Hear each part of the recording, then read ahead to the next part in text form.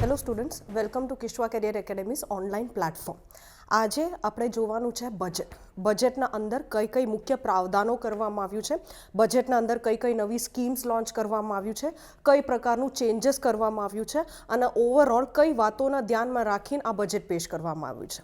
તો ઓવરઓલ બજેટના અંદર કઈ મુખ્ય સ્ટ્રક્ચર ઓફ ઇકોનોમી છે જેના ઉપર ફોકસ કરવામાં આવ્યું છે એ આપણે જોવાનું છે. કઈ કઈ રિફોર્મ મેજર સરકાર દ્વારા ઇનિશિએટ કરવામાં આવ્યું છે અને એના સિવાય ઓવરઓલ આ બજેટના અંદર કઈ પ્રકારનું બેસિક સ્ટ્રક્ચર સરકાર દ્વારા ઊભું કરવામાં આવ્યું છે એના ઉપર આપણે લક્ષ્ય કેન્દ્રિત કરવાનું છે.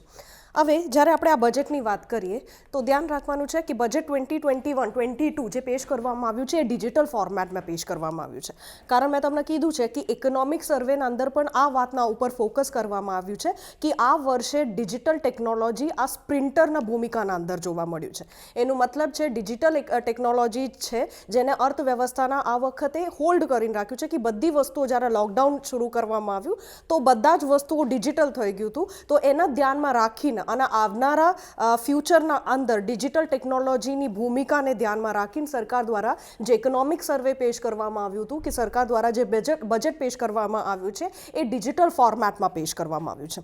હવે આપણે જોવાનું છે કે આ બજેટના અંદર કઈ કઈ મહત્વપૂર્ણ મુદ્દાઓ છે જેના ઉપર સરકાર દ્વારા ફોકસ કરવામાં આવ્યું છે. એવું કઈ વાત સરકાર દ્વારા આ બજેટના અંદર કહેવામાં આવ્યું છે કે કઈ પ્રકારનું સરકારનું આગળનું નીતિઓ રહેવાનું છે, શેના ઉપર લક્ષ્ય કેન્દ્રિત કરીને સરકાર દ્વારા આ બજેટ બનાવવામાં આવ્યું છે. તો આપણે શરૂઆત કરીએ.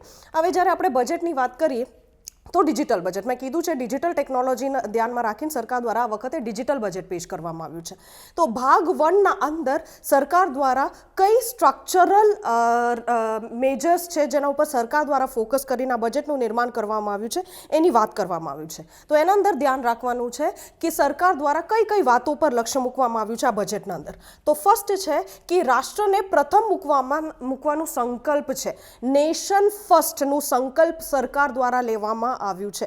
તો આ બજેટના અંદર મુખ્ય વાત જે કહેવામાં આવ્યું છે એ છે કે નેશન ફર્સ્ટનું સંકલ્પ સરકાર દ્વારા લેવામાં આવ્યું છે આ બજેટના અંદર. સેકન્ડ, ખેડૂતોનું આવક ડબલ કરવાનું પણ સરકાર દ્વારા લક્ષ્ય મૂકવામાં આવ્યું છે અને એના માટે સરકાર દ્વારા અલગ અલગ પ્રકારનું રિફોર્મ મેજર્સ પણ ઇનિશિએટ કરવામાં આવ્યું છે. એના માટે સરકાર દ્વારા જે ફંડ એલોકેટ કરવામાં આવ્યું છે એનાથી પણ આપણને ખબર પડી જાય છે કે સરકારનું મુખ્ય લક્ષ્ય છે કે ખેડૂતોનું આવક ડબલ કરવાનું.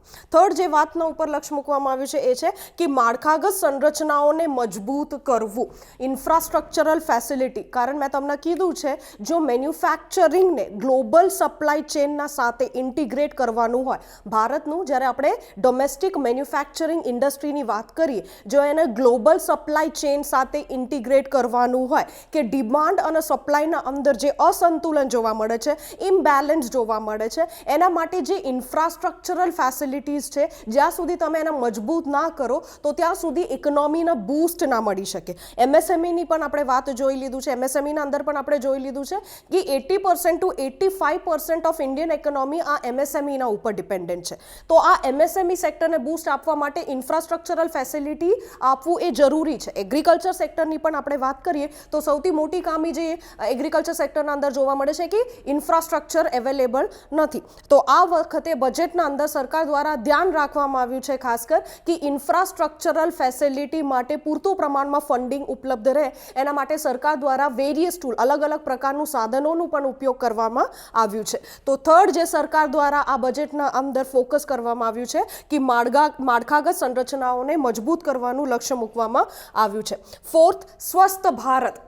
હવે આ પેન્ડેમિકના દોરાન સરકારને જે એક સૌથી મોટું શીખ મળ્યું છે આ પેન્ડેમિક કે આવનારા સમયના અંદર આવું કોઈ પણ પેન્ડેમિક હોય એના સાથે લડવા માટે ભારતના અંદર હેલ્થ ઇન્ફ્રાસ્ટ્રક્ચરને સ્ટ્રોંગ કરવું જરૂરી છે. પબ્લિક હેલ્થ સેન્ટર કે પબ્લિક હેલ્થ યુનિટ્સને સ્ટ્રોંગ કરવું જરૂરી છે, જેના ધ્યાનમાં રાખીને સરકાર દ્વારા સ્વસ્થ ભારતના ઉપર પણ લક્ષ્ય ફોકસ કરવામાં આવ્યું છે. નેક્સ્ટ છે ગવર્નન્સ. હવે તમને ખબર છે કે સરકાર સરકાર દ્વારા વારંવાર સરકાર દ્વારા કહેવામાં આવ્યું છે કે મિનિમમ ગવર્મેન્ટ એન્ડ મેક્સિમમ ગવર્નન્સના ઉપર સરકાર દ્વારા લક્ષ્ય મૂકવામાં આવશે. એનું મતલબ છે કે જે રેગ્યુલેટરી ફ્રેમવર્ક છે એ રેગ્યુલેટરી ફ્રેમવર્કને ઓછું કરવામાં આવશે. પ્રાઇવેટ પ્લેયર કે માર્કેટ ફોર્सेसને ઇકોનોમીના અંદર અર્થવ્યવસ્થાના અંદર મુખ્ય ભૂમિકા ભજવવામાં સરકાર મદદ કરશે. તો જેના લીધે સરકાર દ્વારા લક્ષ્ય મૂકવામાં આવ્યું છે કે મિનિમમ ગવર્મેન્ટ અને મેક્સિમમ ગવર્નન્સ. તો આ પણ આ બજેટના અંદર તમને જોવા મળશે. નેક્સ્ટ છે યુવકો માટે અવસર કે તક ઉપલબ્ધ કરાવવાનું પણ ફોકસ સરકાર દ્વારા કરવામાં આવ્યું છે. એમ્પ્લોયમેન્ટ ક્રિએશન કે જોબ ઓપોર્ચ્યુનિટીઝ અવેલેબલ કરવા માટે સરકાર દ્વારા અલગ અલગ સ્કીમોની ઘોષણા પણ આના અંદર કરવામાં આવ્યું છે. તો એના ઉપર પણ આપણે જોવાનું છે કે કઈ કઈ પ્રયાસ સરકાર દ્વારા બજેટના અંદર એમ્પ્લોયમેન્ટ ઓપોર્ચ્યુનિટીઝ આપવા માટે કરવામાં આવ્યું છે. નેક્સ્ટ, સર્વ માટે શિક્ષણ, એજ્યુકેશન ફોર ઓલ. તમને ખબર હશે કે જે નવી શિક્ષણ નીતિ સરકાર દ્વારા લાવવામાં આવ્યું છે, નવી શિક્ષણ નીતિ ઓવરઓલ એજ્યુકેશન સિસ્ટમના અંદર જે બદલાવ જરૂરી છે એને ધ્યાનમાં રાખીને સરકાર દ્વારા આ નિર્ણય લેવામાં આવ્યું છે. જે ઇન્ડિયન એજ્યુકેશન સિસ્ટમના અંદર જે ખામીઓ હતા એ ખામીઓ દૂર કરવા માટે અને જે સ્ટાન્ડર્ડ છે, ક્વોલિટી છે એના અંદર વધારવા માટે સરકાર દ્વારા નવી શિક્ષણ નીતિ લાવવામાં આવ્યું હતું. તો એ જ ધ્યાનમાં રાખીને સરકાર દ્વારા એજ્યુકેશન ફોર ઓલનું પ્રોવિઝન કે પ્રાવધાન પણ આ બજેટના અંદર કરવામાં આવ્યું છે. નેક્સ્ટ છે મહિલા સશક્તિકરણ, વુમન એમ્પાવરમેન્ટ. વુમન એમ્પાવરમેન્ટ માટે પણ સરકાર દ્વારા આ બજેટના અંદર પ્રાવધાન કરવામાં આવ્યું છે. જે આપણે જોવાનું છે આગળ કે એસસી હોય, એસટી હોય, વુમન્સ હોય, વલ્નરેબલ સેક્શન ઓફ સોસાયટી જેને કહેવામાં આવે છે, એના માટે સરકાર દ્વારા આ બજેટના અંદર કઈ પ્રકારનું પ્રાવધાન કરવામાં આવ્યું છે. અને નાઇન્થ, જે છેલ્લું સરકારનું જે મુખ્ય ફોકસ છે એ છે કે સમાવેશી વિકાસ, ઇન્ક્લુસિવ ડેવલપમેન્ટ. મેં તમને કીધું છે કે કોઈ પણ અર્થવ્યવસ્થા હોય, કોઈ પણ ઇકોનોમી હોય, એ ઇકોનોમીના અંદર, એ અર્થવ્યવસ્થાના અંદર ભલે તમારું ગ્રોથ રેટ વધારે હોય, ભલે તમારું ઇકોનોમિક આઉટપુટ વધારે હોય, પણ એ ગ્રોથ રેટથી જે નીચે સ્તરના જે નાગરિકો છે, જેને આપણે કહેવામાં આવે છે જે લોવેસ્ટ લેવલ ઓફ પિરામિડના અંદર છે, એમના સુધી એ લાભ ના પહોંચતું હોય તો એનાથી ઇકોનોમિક ડેવલપમેન્ટ પોસિબલ નથી. તો તમારું ગ્રોથ કેવું હોવું જોઈએ? ઇન્ક્લુઝિવ હોવું જોઈએ. તમારું વૃદ્ધિ દર કેવી રીતે હોવું જોઈએ? ઇન્ક્લુઝિવ, સમાવેશી હોવું જોઈએ. એનું મતલબ છે કે એ ગ્રોથનું લાભ, જે વૃદ્ધિ છે એનું લાભ બધાને મળવું જોઈએ. તો એના ધ્યાનમાં રાખીને સરકાર દ્વારા સમાવેશી વિકાસના ઉપર ફોકસ કરવામાં આવ્યું છે. તો આટલા મુદ્દાઓ છે જેના ઉપર સરકાર દ્વારા બજેટના અંદર ધ્યાન કેન્દ્રિત કરવામાં આવ્યું છે, જે ઓવરઓલ ઇકોનોમિક એક્ટિવિટીને બૂસ્ટ આપશે અને નાગરિકોનું જે સ્ટાન્ડર્ડ ઓફ લિવિંગ છે એને વધારશે. એ માટેનું પ્રયાસ સરકાર દ્વારા આ બજેટના અંદર આટલા ક્ષેત્રના ઉપર ફોકસ કરીને કરવામાં આવ્યું છે. હવે જ્યારે આપણે વાત કરીએ આ બજેટના અંદર, આ બજેટ જે છે ઓવરઓલ, આ જે બજેટ છે આ 6 પિલ્લરનો ઉપર ઊભું કરવામાં આવ્યું છે. આ બજેટના અંદર આ 6 પિલ્લરના અંદર બધી જ સરકારનું પ્રાવધાન તમને જોવા મળશે. તો કઈ સ્કીમ, કઈ પિલ્લરના અંદર કઈ સ્કીમને લોન્ચ કરવામાં આવ્યું છે, એના માટે કેટલું બજેટ અલોકેટ કરવામાં આવ્યું છે, કઈ પ્રકારનું રિફોર્મ સરકાર દ્વારા લાવવામાં આવ્યું છે. તો ઓવરઓલ આપણે જોવા જઈએ તો આ બજેટ આ 6 પિલ્લરના ઉપર ઊભું કરવામાં આવ્યું છે. તો કઈ 6 પિલ્લર છે જેના ઉપર આ વખતે બજેટને ઊભું કરવામાં આવ્યું છે? તો આપણે જોઈએ એક એક કરીને પિલર્સ કઈ કઈ છે. તો first pillar in the budget is આરોગ્ય અને સુખકારી, health and wellbeing. Health and વેલબીંગના અંદર સરકાર દ્વારા અલગ અલગ સ્કીમો પણ લોન્ચ કરવામાં આવી છે. ઓવરઓલ હેલ્થ બજેટના અંદર સરકાર દ્વારા આ વખતે વધારો પણ કરવામાં આવ્યું છે, ઇન્ક્રીઝ પણ કરવામાં આવ્યું છે. ઓલમોસ્ટ 135%નું ઇન્ક્રીઝ તમને આ વખતે હેલ્થ બજેટના અંદર જોવા મળશે. તો ફર્સ્ટ પિલર જે સરકાર દ્વારા બજેટના અંદર બનાવવામાં આવ્યું છે, હેલ્થ એન્ડ વેલબીંગ. સેકન્ડ છે physical and financial capital infrastructure. For example, ભારતના અંદર ઇન્ફ્રાસ્ટ્રક્ચર ડેવલપ કરવા માટે ફિઝિકલ ઇન્ફ્રાસ્ટ્રક્ચરની વાત કરીએ, ફાઇનાન્શિયલ ઇન્ફ્રાસ્ટ્રક્ચરની વાત કરીએ, તો એના માટે સરકાર દ્વારા કઈ પ્રાવધાન કરવામાં આવ્યું છે અને કઈ નવી ઘોષણા કરવામાં આવ્યું છે, એ પ્રાવધાન આ સેકન્ડ પિલ્લરના અંદર કરવામાં આવ્યું છે. થર્ડ પિલ્લર છે મહત્વાકાંક્ષી ભારત માટે સમાવેશી વિકાસ. Inclusive development for aspirational India, મહત્વાકાંક્ષી ભારત માટે સમાવેશી વિકાસ. મેં તમને કીધું છે કોઈ પણ અર્થવ્યવસ્થાના અંદર જ્યાં સુધી આર્થિક વૃદ્ધિનું લાભ બધા નાગરિકો સુધી ના પહોંચે ત્યાં સુધી એ વૃદ્ધિથી વિકાસ પોસિબલ નથી. તો વૃદ્ધિ દરને વિકાસ સાથે કનેક્ટ કરવું હોય, ગ્રોથને ડેવલપમેન્ટ સાથે કનેક્ટ કરવું હોય તો ઇન્ક્લુઝિવ ડેવલપમેન્ટને પ્રોત્સાહન આપવું પડશે. તો એસ્પિરેશનલ ઇન્ડિયા એનું મતલબ છે કે આગળ ભારત દ્વારા જે લક્ષ્ય મૂકવામાં આવ્યું છે, મુખ્ય લક્ષ્ય છે ઇન્ક્લુઝિવ ડેવલપમેન્ટનું, સમાવેશી વિકાસનું. તો આના અંદર અલગ અલગ ફેક્ટર્સ જોવા મળશે, કેવી રીતે ભારત સરકાર આ લક્ષ્યને પૂરું કરવા માટે પ્રયાસ કરે છે અને એના માટે સરકાર દ્વારા કઈ કઈ ઇનિશિયેટિવ્સ લેવામાં આવ્યું છે ઇન્ક્લુઝિવ ડેવલપમેન્ટનું લક્ષ્યને પૂરું કરવા માટે. આ પિલરના અંદર આપણને ખબર પડશે. મહત્વાકાંક્ષી ભારત માટે સમાવેશી વિકાસ. ફોર્થ છે માનવીય મૂડીને બળ આપવાનું કામ કરવામાં આવશે. હ્યુમન કેપિટલને ઉપર ફોકસ કરવામાં આવ્યું છે. મેં તમને કીધું છે ભારત જોડે ડેમોગ્રાફિક ડિવિડન્ડ ઉપલબ્ધ છે. આ ડેમોગ્રાફિક ડિવિડન્ડને યુટિલાઇઝ કરવા માટે તમારે શું કરવું પડશે? ઇન શોર્ટ, યુવકો, આ જે યુવકો એમના જોડે જે પ્રોડક્ટિવિટી છે, એમના જોડે ઉત્પાદકતા છે, એનું સકારાત્મક ઉપયોગ થાય અર્થવ્યવસ્થાના અંદર આર્થિક કામગીરીને વધારવા માટે. એના માટે સરકાર દ્વારા પ્રયાસ કરવું પડશે. તો એના માટે કેવી રીતે પ્રયાસ કરશો? તો એના માટે એજ્યુકેશનના અંદર તમારે રિફોર્મ્સ લાવવા પડશે. એના માટે સ્કિલના અંદર જે વ્યવસ્થા છે એના ઉપર ફોકસ કરવું પડશે. તો આ બધા શેના અંદર કરવામાં આવ્યું છે? આ હ્યુમન કેપિટલને બળ આપવા માટે સરકાર દ્વારા એજ્યુકેશન હોય કે સ્કિલ ડેવલપમેન્ટ હોય, એના ઉપર કઈ પ્રકારનું ફોકસ કરવામાં આવ્યું છે કે સ્ટાર્ટઅપ્સ હોય, આના અંદર કઈ પ્રાવધાન કરવામાં આવ્યું છે, આ પિલરના અંદર કવર કરવામાં આવ્યું છે. ફિફ્થ આપણે વાત કરીએ નવીનીકરણ અને R&D, innovation and research and development. મેં તમને કીધું છે ઇકોનોમિક સર્વેના અંદર પણ આ વાત કરવામાં આવ્યું છે. આગળ તમારે ગ્રોથને સસ્ટેનેબલ કરવું હોય, વૃદ્ધિ દર જે તમારે સસ્ટેનેબલ કરવું હોય, તો એના માટે જ્યાં સુધી તમે અર્થવ્યવસ્થાના અંદર ઇનોવેશનને પ્રોત્સાહન ના આપો, રિસર્ચ એન્ડ ડેવલપમેન્ટને પ્રોત્સાહન ના આપો, ત્યાં સુધી ગ્રોથ સસ્ટેનેબલ નહીં હોય. તો ગ્રોથને સસ્ટેનેબલ કરવા માટેનું મતલબ છે કોઈ પણ અર્થવ્યવસ્થાના અંદર આર્થિક વૃદ્ધિને લાંબા સમય સુધી ટકી રાખવા માટે એ અર્થવ્યવસ્થાના અંદર રિસર્ચ એન્ડ ડેવલપમેન્ટ ઉપર ફોકસ કરવું જરૂરી છે, નવીનીકરણના ઉપર ફોકસ કરવું જરૂરી છે. તો આના માટે પ્રયાસ એના અંદર કરવામાં આવ્યું છે, આ ફિફ્થ પિલરના અંદર કરવામાં આવ્યું છે, જે છે ઇનોવેશન અને રિસર્ચ એન્ડ ડેવલપમેન્ટ. સિક્સ્થ જે છે ન્યૂનતમ સરકાર અને અધિકતમ શાસન. મેં તમને કીધું છે મિનિમમ ગવર્મેન્ટ અને મેક્સિમમ ગવર્નન્સ. તો આ મિનિમમ ગવર્મેન્ટના અંદર અને મેક્સિમમ ગવર્નન્સના અંદર સરકાર દ્વારા આ પોલિસીને સારી રીતે લાગુ કરવા માટે કઈ કઈ પ્રકારનું પ્રયાસ કરવામાં આવ્યું છે એના વિશે જાણકારી તમને સિક્સ્થ પિલરના અંદર મળશે. તો ઓવરઓલ આ 6 પિલર્સ જે છે એ બજેટને ડિફાઇન કરે છે કે કઈ ક્ષેત્રના અંદર કેટલું એક્સપેન્ડિચર કરવામાં આવ્યું છે, સરકાર દ્વારા કઈ કઈ નવી સ્કીમો લોન્ચ કરવામાં આવ્યું છે. આ બધા આ 6 પિલરના અંદર છે. તો તમને ખબર હશે તો 6 પિલર્સ કઈ કઈ છે બજેટના અંદર? તો ફર્સ્ટ યાદ રાખવાનું છે હેલ્થ એન્ડ વેલબીંગ, આરોગ્ય અને સુખકારી. સેકન્ડ છે ભૌતિક અને નાણાકીય મૂડી અને માળખાગત સંરચના, physical and financial capital infrastructure. Third છે મહત્વાકાંક્ષી ભારત માટે સમાવેશી વિકાસ, inclusive development for aspirational India. Fourth છે માનવીય મૂડીને બળ આપવાનું કામ, હ્યુમન કેપિટલને એન્હાન્સ કરવાનું કામ, એને સ્ટ્રેન્થન કરવાનું કામ આ ફોર્થ પિલરના અંદર કરવામાં આવ્યું છે. ફિફ્થ છે નવીનીકરણ, research and development, innovation, research and development. અને સિક્સ્થ છે મિનિમમ ગવર્મેન્ટ અને મેક્સિમમ ગવર્નન્સ.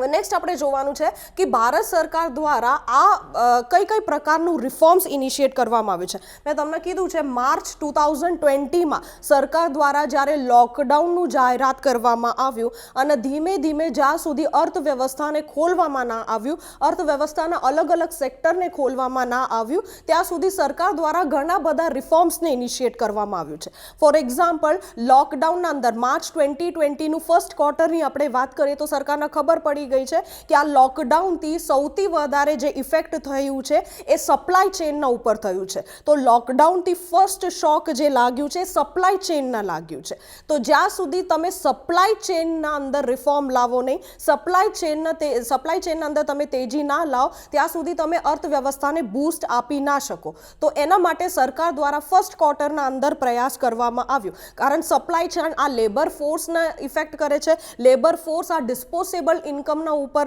ઇફેક્ટ કરે છે, અને ડિસ્પોઝેબલ ઇન્કમથી ડિમાન્ડ, પ્રોડક્શન અને તમારું ઇકોનોમિક ગ્રોથ કનેક્ટેડ છે. તો સપ્લાય ચેનના અંદર સ્ટ્રક્ચરલ રિફોર્મ સરકાર દ્વારા લાવવામાં આવ્યું Q1 ઓફ લોકડાઉનના અંદર, જેનાથી સપ્લાય ચેનને તમે મજબૂત કરી શકો. જ્યારે સરકારને એવું લાગ્યું કે ભાઈ સપ્લાય ચેન હવે મજબૂત થયું છે, તો સેકન્ડ ક્વાર્ટરના અંદર સરકાર, સેકન્ડ એન્ડ થર્ડ ક્વાર્ટરના અંદર સરકાર દ્વારા ડિમાન્ડ સેક્ટરના અંદર આપણે સ્ટ્રક્ચરલ રિફોર્મ્સ લાવવામાં આવ્યું. અલગ અલગ પ્રકારની યોજનાઓ સરકાર દ્વારા બહાર પાડવામાં આવ્યું, જેનાથી એ ડિમાન્ડ જે સેક્ટર છે એને સ્ટ્રોંગ કરી શકે છે. તો ઓવરઓલ આપણે રિફોર્મ મેજર્સ જે સરકાર દ્વારા આ લોકડાઉન પીરિયડના અંદર કે આ માર્ચ 2021 સુધી જે સરકાર દ્વારા ઇનિશિયેટિવ કરવામાં આવ્યું છે એના વિશે આપણે થોડું જોઈ લઈએ કે કઈ કઈ પ્રકારનું રિફોર્મ મેજર્સ છે જે સરકાર દ્વારા અર્થવ્યવસ્થાને બૂસ્ટ આપવા માટે, આર્થિક ગતિવિધિઓને બળ આપવા માટે સરકાર દ્વારા લેવામાં આવ્યું છે. તો ફર્સ્ટ છે આત્મનિર્ભર ભારત, જેના અંદર આપણે જોયું છે આત્મનિર્ભર ભારત 1.0, 2.0 અને 3.0. આત્મનિર્ભર ભારતના અંદર સરકાર દ્વારા જે ખર્ચ કરવામાં આવ્યું છે પ્લસ આરબીઆઈ દ્વારા જે સ્ટિમ્યુલસ પેકેજ આપવામાં આવ્યું છે, આપણે એવું રીતે કહી શકીએ કે કુલ જીડીપીનું 13% આત્મનિર્ભર ભારતના અંદર પ્લસ આરબીઆઈ દ્વારા જે પણ ફિસ્કલ પેકેજ આપવામાં આવ્યું છે એટલું જે ખર્ચ છે એને આપણે મિક્સ કરીને જોઈએ તો સરકાર દ્વારા 13% જીડીપી આના અંદર ખર્ચ કરવામાં આવ્યું છે. સેકન્ડ છે એમએસએમઈની વ્યાખ્યાને પુનઃ વ્યાખ્યાયિત કરવામાં આવ્યું છે, રીડિફાઇન કરવામાં આવ્યું છે એમએસએમઈ સેક્ટરને. શેના ઉપર? ટર્નઓવરના ઉપર સરકાર દ્વારા શું કરવામાં આવ્યું છે? એમએસએમઈને રીડિફાઇન કરવામાં આવ્યું છે. આ પણ એક રિફોર્મ મેજર છે. થર્ડ, ફોર એક્ઝામ્પલ આપણે માઇનિંગ સેક્ટરની વાત કરીએ તો માઇનિંગ સેક્ટરનું કોમર્શિયલાઇઝેશન કરવામાં આવ્યું છે સરકાર દ્વારા, એ પણ ઇમ્પોર્ટન્ટ છે. ફોર્થ, સરકાર દ્વારા એગ્રીકલ્ચર સેક્ટરના અંદર રિફોર્મ લાવવામાં આવ્યું છે, લેબર સેક્ટરના અંદર રિફોર્મ લાવવામાં આવ્યું છે, જેનાથી એમએસએમઈ સેક્ટરને બળ મળે. એ ક્ષેત્ર અનઓર્ગેનાઇઝડ સેક્ટર કે જેને આપણે કહીએ માઇગ્રન્ટ લેબર્સ છે, એનાથી એમને સોશિયલ સિક્યુરિટી, સામાજિક સુરક્ષા મળી રહે, એના માટે પણ પ્રયાસ સરકાર દ્વારા શેના અંદર કરવામાં આવ્યું છે? આ લેબર સેક્ટર રિફોર્મ્સના અંદર કરવામાં આવ્યું છે. ફિફ્થ જે છે પબ્લિક સેક્ટર એન્ટરપ્રાઇઝીસ જેને આપણે કહેવામાં આવે છે, પીએસસીસ જેને કહેવામાં આવે છે, એના નિજીકરણ કરવામાં આવ્યું છે, એનું પ્રાઇવેટાઇઝેશન કરવામાં આવ્યું છે. માર્કેટ ફોર્સીસને વધારે શું કરવામાં આવ્યું છે? સ્ટ્રોંગ કરવામાં આવ્યું છે, જે દર્શાવે છે સરકારનું મિનિમમ ગવર્મેન્ટ અને મેક્સિમમ ગવર્નન્સની નીતિને. તો જાહેર સંસ્થાઓનું નિજીકરણ. 6, વન નેશન વન કાર્ડ સરકાર દ્વારા લોન્ચ કરવામાં આવ્યું. ફોર એક્ઝામ્પલ માઇગ્રન્ટ લેબર્સને જે આ વખતે લોકડાઉન પીરિયડના અંદર જે ફૂડ સિક્યુરિટીને લઈને જે સમસ્યાઓ ઉત્પન્ન થતી હતી, એના લઈને મુખ્યતઃ રેશન કાર્ડને લઈને જે સમસ્યાઓ ઉત્પન્ન થતી હતી એના પૂરું કરવા માટે સરકાર દ્વારા one nation one card launch કરવામાં આવ્યું છે. સેકન્ડ, ટેક્સના અંદર રિફોર્મ કરવામાં આવ્યું છે. મેં તમને ઇકોનોમિક સર્વેના અંદર પણ કીધું છે. Faceless assessment, faceless appeal, tax charter, આ બધું ટેક્સ રિફોર્મના અંદર સરકાર દ્વારા લેવામાં આવેલું મેજર્સ છે. અને 8th છે પ્રોડક્શન લિંક્ડ ઇન્સેન્ટિવ્સ, ડિમાન્ડને બૂસ્ટ આપવા માટે, અર્થવ્યવસ્થાના અંદર ઇન્ડસ્ટ્રીયલ આઉટપુટને વધારવા માટે અર્થવ્યવસ્થાના અંદર જોબ ક્રિએશન કરવા માટે સરકાર દ્વારા PLI પ્રોડક્શન લિંક્ડ ઇન્સેન્ટિવ્સનું પણ શું કરવામાં આવ્યું છે? શરૂઆત કરવામાં આવ્યું છે. તો આ અલગ અલગ મેજર્સ જે સરકાર દ્વારા લેવામાં આવ્યું છે અર્થવ્યવસ્થાને તેજી આપવા માટે, અર્થવ્યવસ્થાને ગતિ આપવા માટે, જેનું મેન્શન પણ શેના અંદર કરવામાં આવ્યું છે? આ બજેટના અંદર કરવામાં આવ્યું છે. હવે નેક્સ્ટ આપણે જોઈએ કે 2021 ભારત માટે કેમ ઇમ્પોર્ટન્ટ છે, કે કેમ ભારત માટે આ ઇમ્પોર્ટન્ટ માઇલસ્ટોન છે. એના માટે અમુક ઘટનાઓ છે જે ભારત માટે 2021ના માઇલસ્ટોન બનાવે છે. તો કઈ કઈ ઘટનાઓ છે? For example next year Bharat જે છે 75th યર્સ ઓફ ઇન્ડિપેન્ડન્સને સેલિબ્રેટ કરશે. એટલો મતલબ છે ભારતના આઝાદી મળ્યા પછી 75 years ઓફ ઇન્ડિપેન્ડન્સ પૂરું થશે. તો એના લઈને એ વસ્તુને ધ્યાનમાં રાખીને સરકાર દ્વારા ભારત કા અમૃત મહોત્સવ ભારત કા અમૃત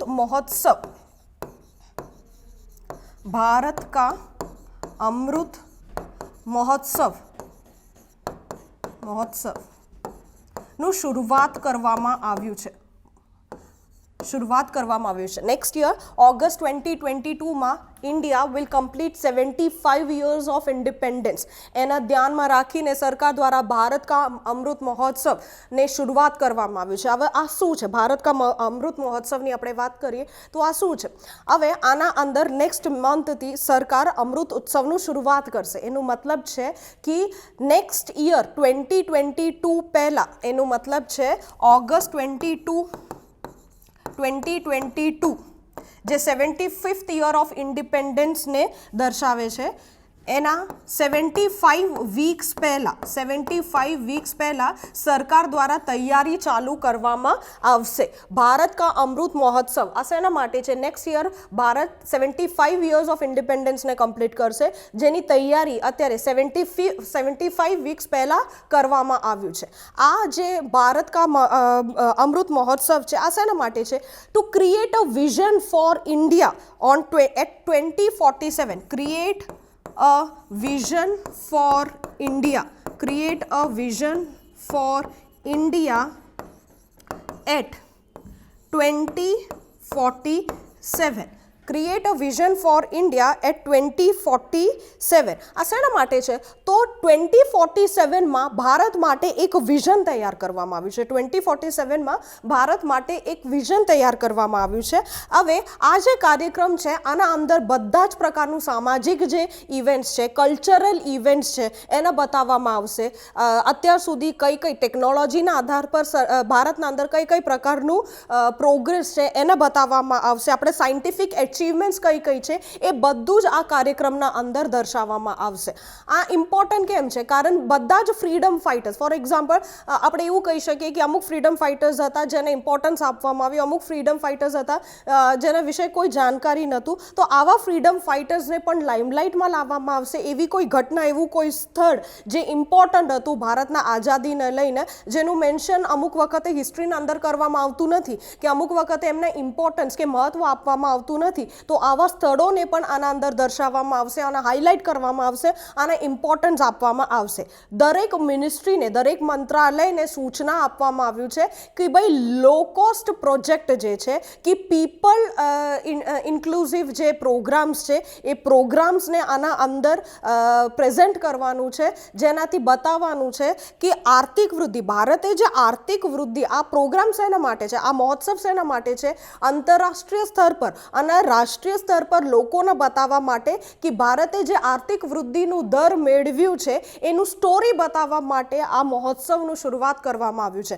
આંતરરાષ્ટ્રીય જે ઓડિયન્સ છે કે રાષ્ટ્રના અંદર લોકોને એ બતાવવા માટે કે ભારતનું જે વૃદ્ધિ દરનું જે સ્ટોરી રહ્યું છે, કે ઇકોનોમિક ગ્રોથ, આર્થિક વૃદ્ધિનું જે સ્ટોરી રહ્યું છે એને બતાવવા માટે આ મહોત્સવનું શું કરવામાં આવ્યું છે? શરૂઆત કરવામાં આવ્યું છે. હવે આના અંદર યાદ રાખવાનું છે કે એક મ્યુઝિયમનું નિર્માણ પણ વાત કરવામાં આવ્યું છે, જેના અંદર national tribal freedom fighter museum, national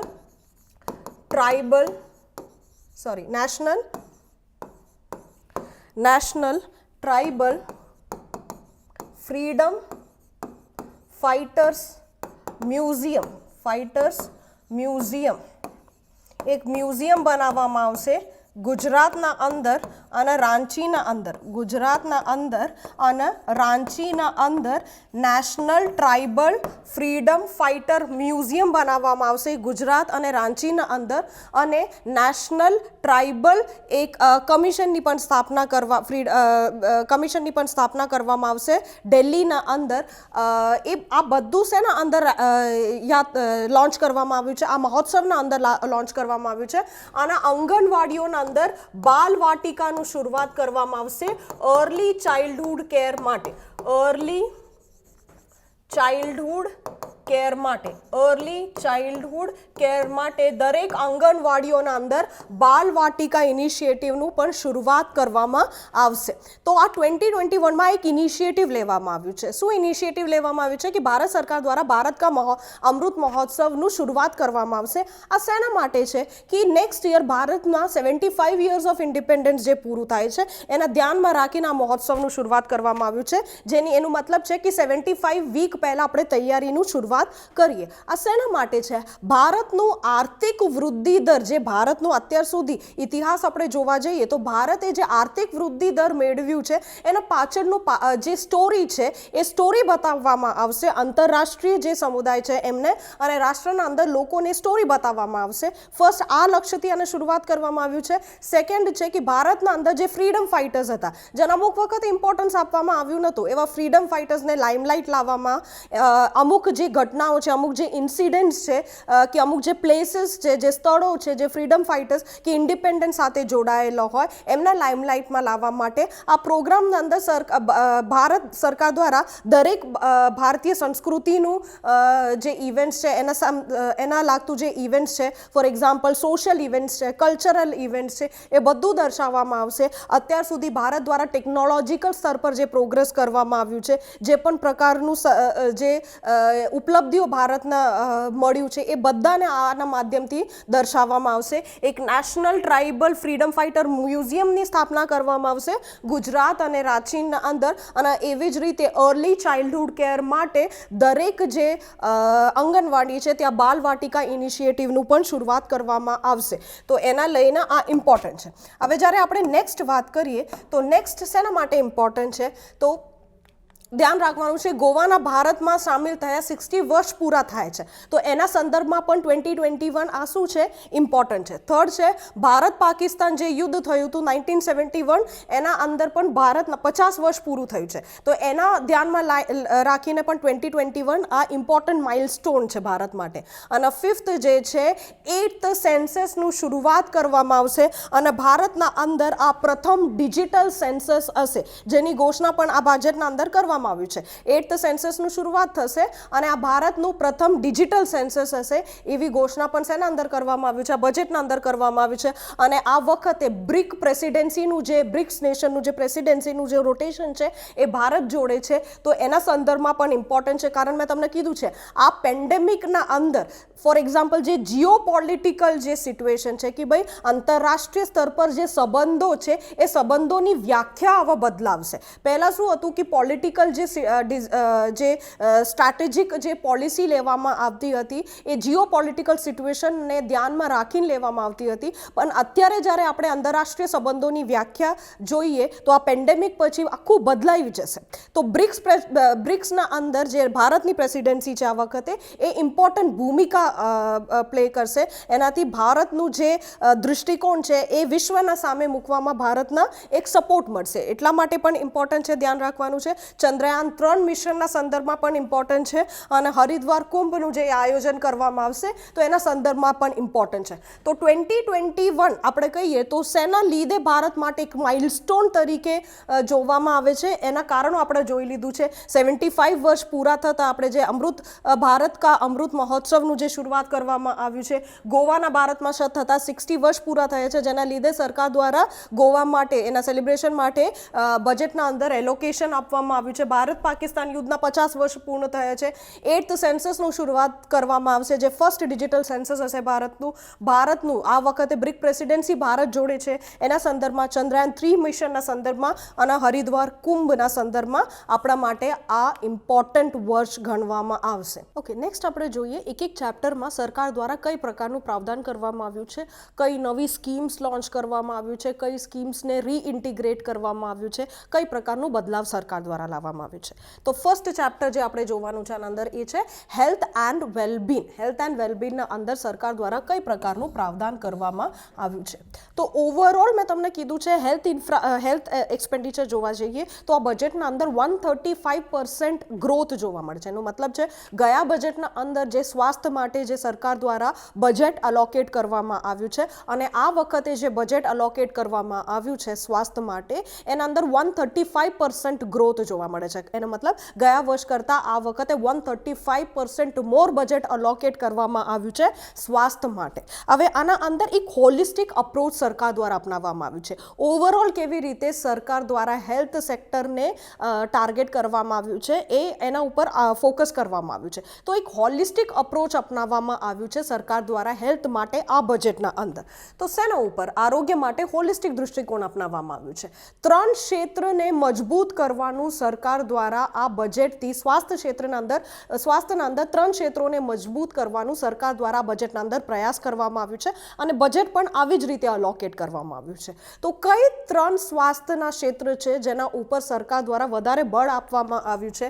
તો ફર્સ્ટ છે પ્રિવેન્ટિવ, સેકન્ડ છે ક્યુરેટિવ અને ફોર્થ છે વેલબીંગ. તો પ્રિવેન્ટિવ, ભાઈ કંઈ પણ રોગ થતા પહેલાં એને રોકવા માટે કઈ પ્રકારનું પ્રયાસ કરવું જોઈએ, એને પ્રિવેન્ટ કરવા માટે કઈ પ્રકારનું પ્રયાસ કરવું જોઈએ, એના ઉપર ફોકસ કરવામાં આવ્યું છે. ક્યોર, કોઈ પણ બીમારી થયા પછી એને ક્યોર કરવા માટે કઈ પ્રકારનું સ્ટ્રેટેજીને અપનાવવું જોઈએ કે એના માટે કઈ પ્રકારનું ઇન્ફ્રાસ્ટ્રક્ચરલ સુવિધા જોઈએ, એના ઉપર ફોકસ કરવામાં આવ્યું છે. અને વેલબીંગ ઓવરઓલ બધાનું વેલબીંગ, હેલ્થ વેલબીંગ સુનિશ્ચિત કરવા માટે સરકાર દ્વારા કઈ પ્રકારનું પ્રયાસ કરવામાં આવ્યું છે, એનાને બળ આપવા માટે સરકાર દ્વારા કઈ ઇનિશિયેટિવ લેવામાં આવ્યું છે એ બજેટના અંદર જોવામાં આવશે. તો કઈ 3 ક્ષેત્ર, સ્વાસ્થ્યના કઈ 3 ક્ષેત્રના ઉપર સરકાર દ્વારા ફોકસ કરવામાં આવ્યું છે? ભાઈ પ્રિવેન્ટિવ કેર જેને કહેવામાં આવે છે, કોઈ રોગ થતા પહેલાં એને પ્રિવેન્ટ કેવી રીતે કરવું જોઈએ એના ઉપર સરકાર દ્વારા બજેટના ઉપર ફોકસ કરવામાં આવ્યું છે. કોઈ રોગ થયા પછી એને ભાઈ મટાડવું કેવી રીતે છે, એના ક્યોર કેવી રીતે કરવું છે, એના માટે કઈ સુવિધાઓના ઉપર ફોકસ કરવું જોઈએ, એના માટે કઈ પ્રાવધાન કરવું જોઈએ એ આ બજેટના અંદર એની વાત કરવામાં આવ્યું છે. અને થર્ડ, ઓવરઓલ હેલ્થ વેલબીંગ સુનિશ્ચિત કરવા માટે શું કરવું જોઈએ, એના માટે કઈ પ્રકારનું પ્રાવધાન કરવું જોઈએ એ પણ આ બજેટના અંદર તમને જોવા મળશે. હવે ફર્સ્ટ આપણે જોઈએ, એક નવી સ્કીમ સરકાર દ્વારા બજેટના અંદર લોન્ચ કરવામાં આવ્યું છે સ્વાસ્થ્ય ક્ષેત્ર માટે, પ્રધાનમંત્રી આત્મનિર્ભર સ્વસ્થ ભારત યોજના. પ્રધાનમંત્રી આત્મનિર્ભર સ્વસ્થ ભારત યોજના. યાદ રાખવાનું છે, આ જે યોજના છે એ નેશનલ હેલ્થ મિશન તો લાગુ જ કરવામાં આવશે, એના સાથે સાથે એક નવી યોજના પણ સરકાર દ્વારા લાગુ કરવામાં આવ્યું છે. તો નેશનલ હેલ્થ મિશન તો ચાલુ જ રહેશે, એના સાથે સાથે સ્વાસ્થ્ય માટે સરકાર દ્વારા જે આ વખતે નવી સ્કીમ લોન્ચ કરવામાં આવી છે, પ્રધાનમંત્રી આત્મનિર્ભર સ્વસ્થ ભારત યોજના. તો યાદ રાખવાનું છે, સ્વાસ્થ્ય માટે નવી સ્કીમ પ્રધાનમંત્રી આત્મનિર્ભર સ્વસ્થ ભારત યોજના. હવે જ્યારે આ વાતની આપણે વાત કરીએ તો આના અંદર કઈ પ્રકારનું પ્રાવધાન કરવામાં આવ્યું છે, તો સરકાર દ્વારા કેટલા બજેટ અલોકેટ કરવામાં આવ્યું છે? તો આના માટે સરકાર દ્વારા 64,180 કરોડનું બજેટ આના અંદર અલોકેટ કરવામાં આવ્યું છે. સેકન્ડ, 6 વર્ષ માટે આ યોજના લાગુ કરવામાં આવશે. કેટલા વર્ષ માટે? 6 વર્ષ માટે. થર્ડ, કઈ લક્ષ્યથી આ યોજના લોન્ચ કરવામાં આવ્યું છે? જે પ્રધાનમંત્રી આત્મનિર્ભર સ્વસ્થ ભારત યોજના છે, આના અંદર સરકાર દ્વારા શું લક્ષ્ય મૂકવામાં આવ્યું છે, ટાર્ગેટ શું કરવામાં આવ્યું છે, આ યોજના શેના માટે લાગુ કરવામાં આવ્યું છે સરકાર દ્વારા?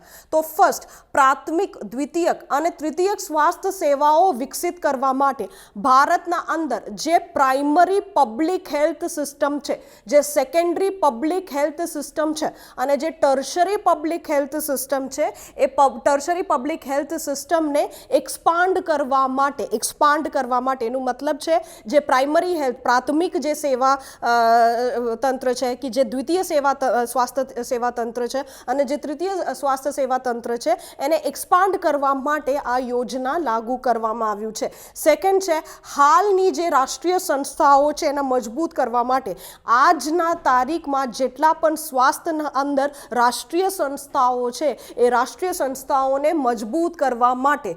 થર્ડ, નવી સંસ્થાઓનું નિર્માણ કરવા માટે, સ્વાસ્થ્યના હેઠળ નવી સંસ્થાઓનું નિર્માણ કરવા માટે. અને ફોર્થ, અર્લી ડિટેક્શન. એનું મતલબ છે કે કોઈ બીમારી થયું હોય તો એને પહેલાંથી ડિટેક્ટ કેવી રીતે કરવાનું છે, ડિટેક્ટ કર્યા પછી એના માટે એના મટાડવા માટે કેવી રીતે, ક્યોર માટે કઈ પ્રકારનું મેથોડોલોજી અપનાવવું જોઈએ અને કઈ પ્રકારનું નવી મેડિસિન લાવવું જોઈએ, એના માટે આ યોજના શું કરવામાં આવ્યું છે, લાગુ કરવામાં આવ્યું છે. તો ધ્યાન રાખવાનું છે, એનું મુખ્ય લક્ષ્ય શું છે? પ્રાઇમરી, સેકન્ડરી અને ટર્શરી હેલ્થ સિસ્ટમને વિકસાવવા માટે, એક્સપાન્ડ કરવા માટે, જે હાલની રાષ્ટ્રીય સંસ્થાઓ છે એને મજબૂત કરવા માટે, નવી સંસ્થાઓ ઊભી કરવા માટે અને અર્લી ડિટેક્શન, ક્યોર અને એના લાગતા જેટલા પણ નવા પ્રકારના જે મેડિસિન્સ છે એના લાવવા માટે આ યોજના શું કરવામાં આવ્યું છે, લાગુ કરવામાં આવ્યું છે. હવે જ્યારે આ સ્કીમના પ્રાવધાન જોઈએ, આના અંદર કઈ કઈ પ્રકારનું પ્રાવધાન કરવામાં આવ્યું છે,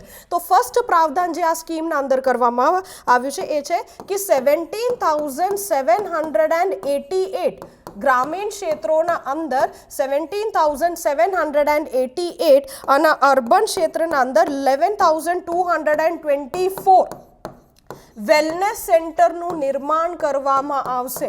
વેલનેસ સેન્ટરનું નિર્માણ કરવામાં આવશે. વેલનેસ સેન્ટરનું નિર્માણ કરવામાં આવશે. પ્રથમ પ્રાવધાન જે આ યોજનાના અંદર કરવામાં આવ્યું છે કે ગ્રામીણ ક્ષેત્રોના અંદર 17,788 અને શહેરી વિસ્તારોના અંદર 11,224 અર્બન વેલનેસ સેન્ટરનું શું કરવામાં આવશે, આના અંદર સ્થાપના કરવામાં આવશે. તો એ યાદ રાખવાનું છે, કારણ મેં તમને કીધું છે ત્રીજું સેક્ટર જે સ્વાસ્થ્યના અંદર મજબૂત કરવાનું સરકારે લક્ષ્ય મૂક્યું છે એ વેલનેસનું છે, વેલબીંગનું છે. તો એના માટે સરકારે શું કીધું છે, આટલા રૂરલ ગ્રામીણ ક્ષેત્રોના આટલા વેલનેસ સેન્ટર અને અર્બન ક્ષેત્રોના અંદર 11,224 અર્બન વેલનેસ સેન્ટરનું નિર્માણનું લક્ષ્ય મૂક્યું છે.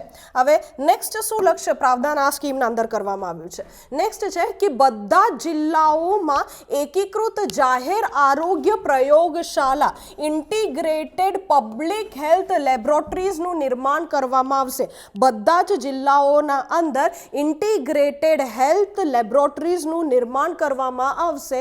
અને બીજું 11 રાજ્યોના અંદર પબ્લિક હેલ્થ યુનિટ્સનું નિર્માણ કરવામાં આવશે. 11 રાજ્યોના અંદર પબ્લિક હેલ્થ યુનિટ્સ. તો બધા જિલ્લાઓના અંદર એકીકૃત જાહેર આરોગ્ય પ્રયોગશાળાઓનું નિર્માણ કરવામાં આવશે અને 11 રાજ્યોના અંદર સ્વાસ્થ્ય એકમનું નિર્માણ કરવામાં આવશે. આ પ્રાવધાન આના અંદર કરવામાં આવ્યું છે.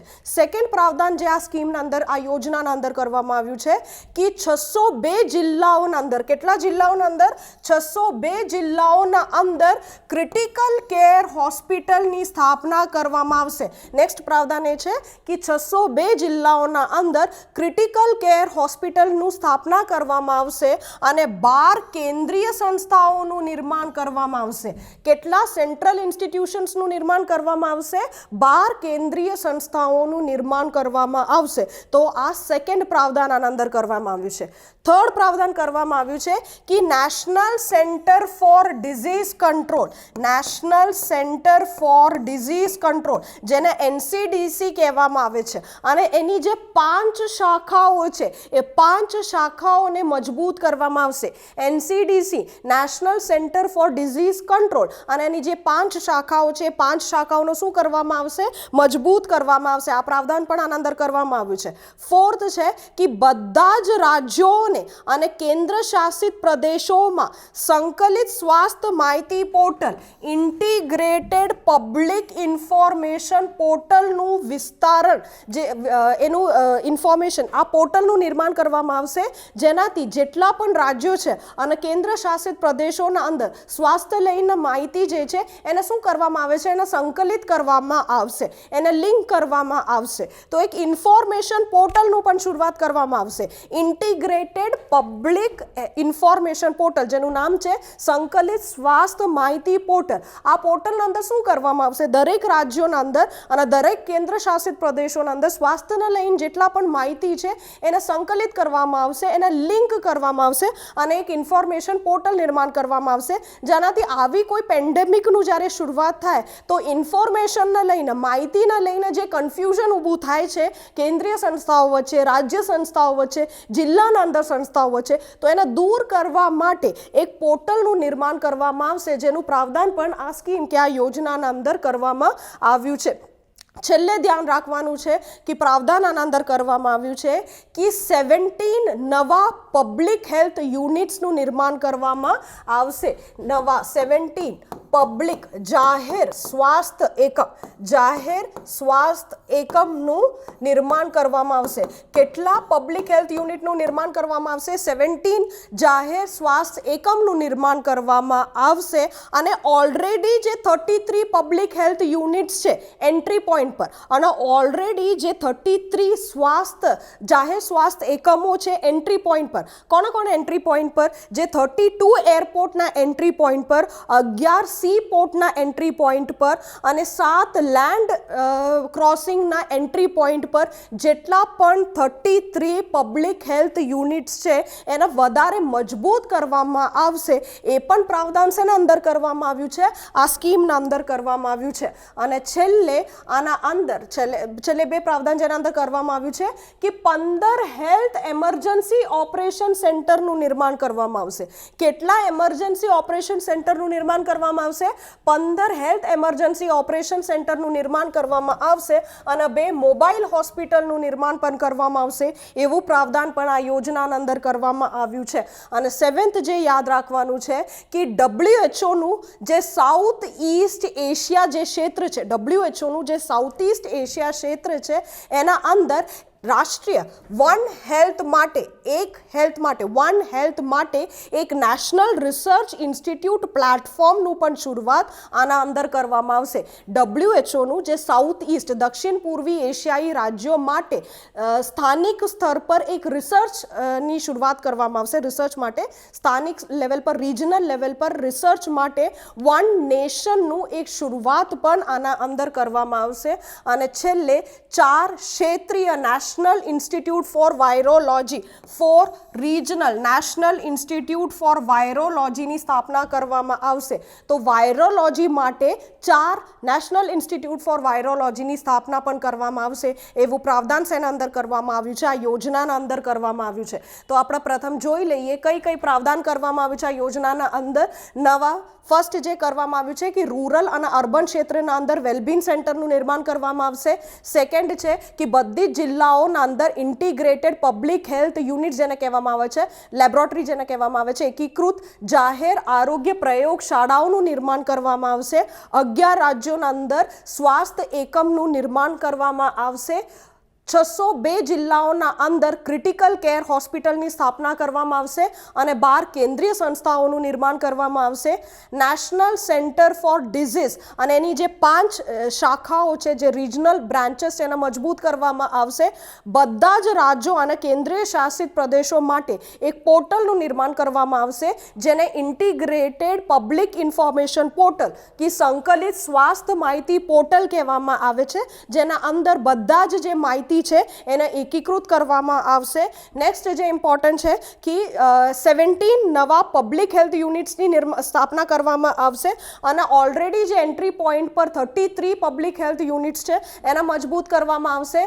એના સિવાય 15 હેલ્થ એમરજન્સી ઓપરેશન સેન્ટર અને 2 મોબાઈલ હોસ્પિટલનું નિર્માણ કરવામાં આવશે અને WHOનું દક્ષિણ પૂર્વી એશિયાઈ રાજ્યો માટે એક રિજનલ રિસર્ચ માટે એક વન નેશનનું શરૂઆત કરવામાં આવશે અને 4 ક્ષેત્રીય નેશનલ ઇન્સ્ટિટ્યૂટ ફોર વાયરોલોજીની પણ સ્થાપના શેના અંદર કરવામાં આવશે, આ યોજનાના અંદર કરવામાં આવશે. જે નેક્સ્ટ યાદ રાખવાનું છે, પોષણ માટે શું વ્યવસ્થા કરવામાં આવ્યું છે આના અંદર, આ બજેટના અંદર પોષણ માટે કઈ પ્રકારની વ્યવસ્થા કરવામાં આવ્યું છે. તો પોષણની આપણે વાત કરીએ તો મિશન પોષણ 2.0 લોન્ચ કરવામાં આવ્યું છે.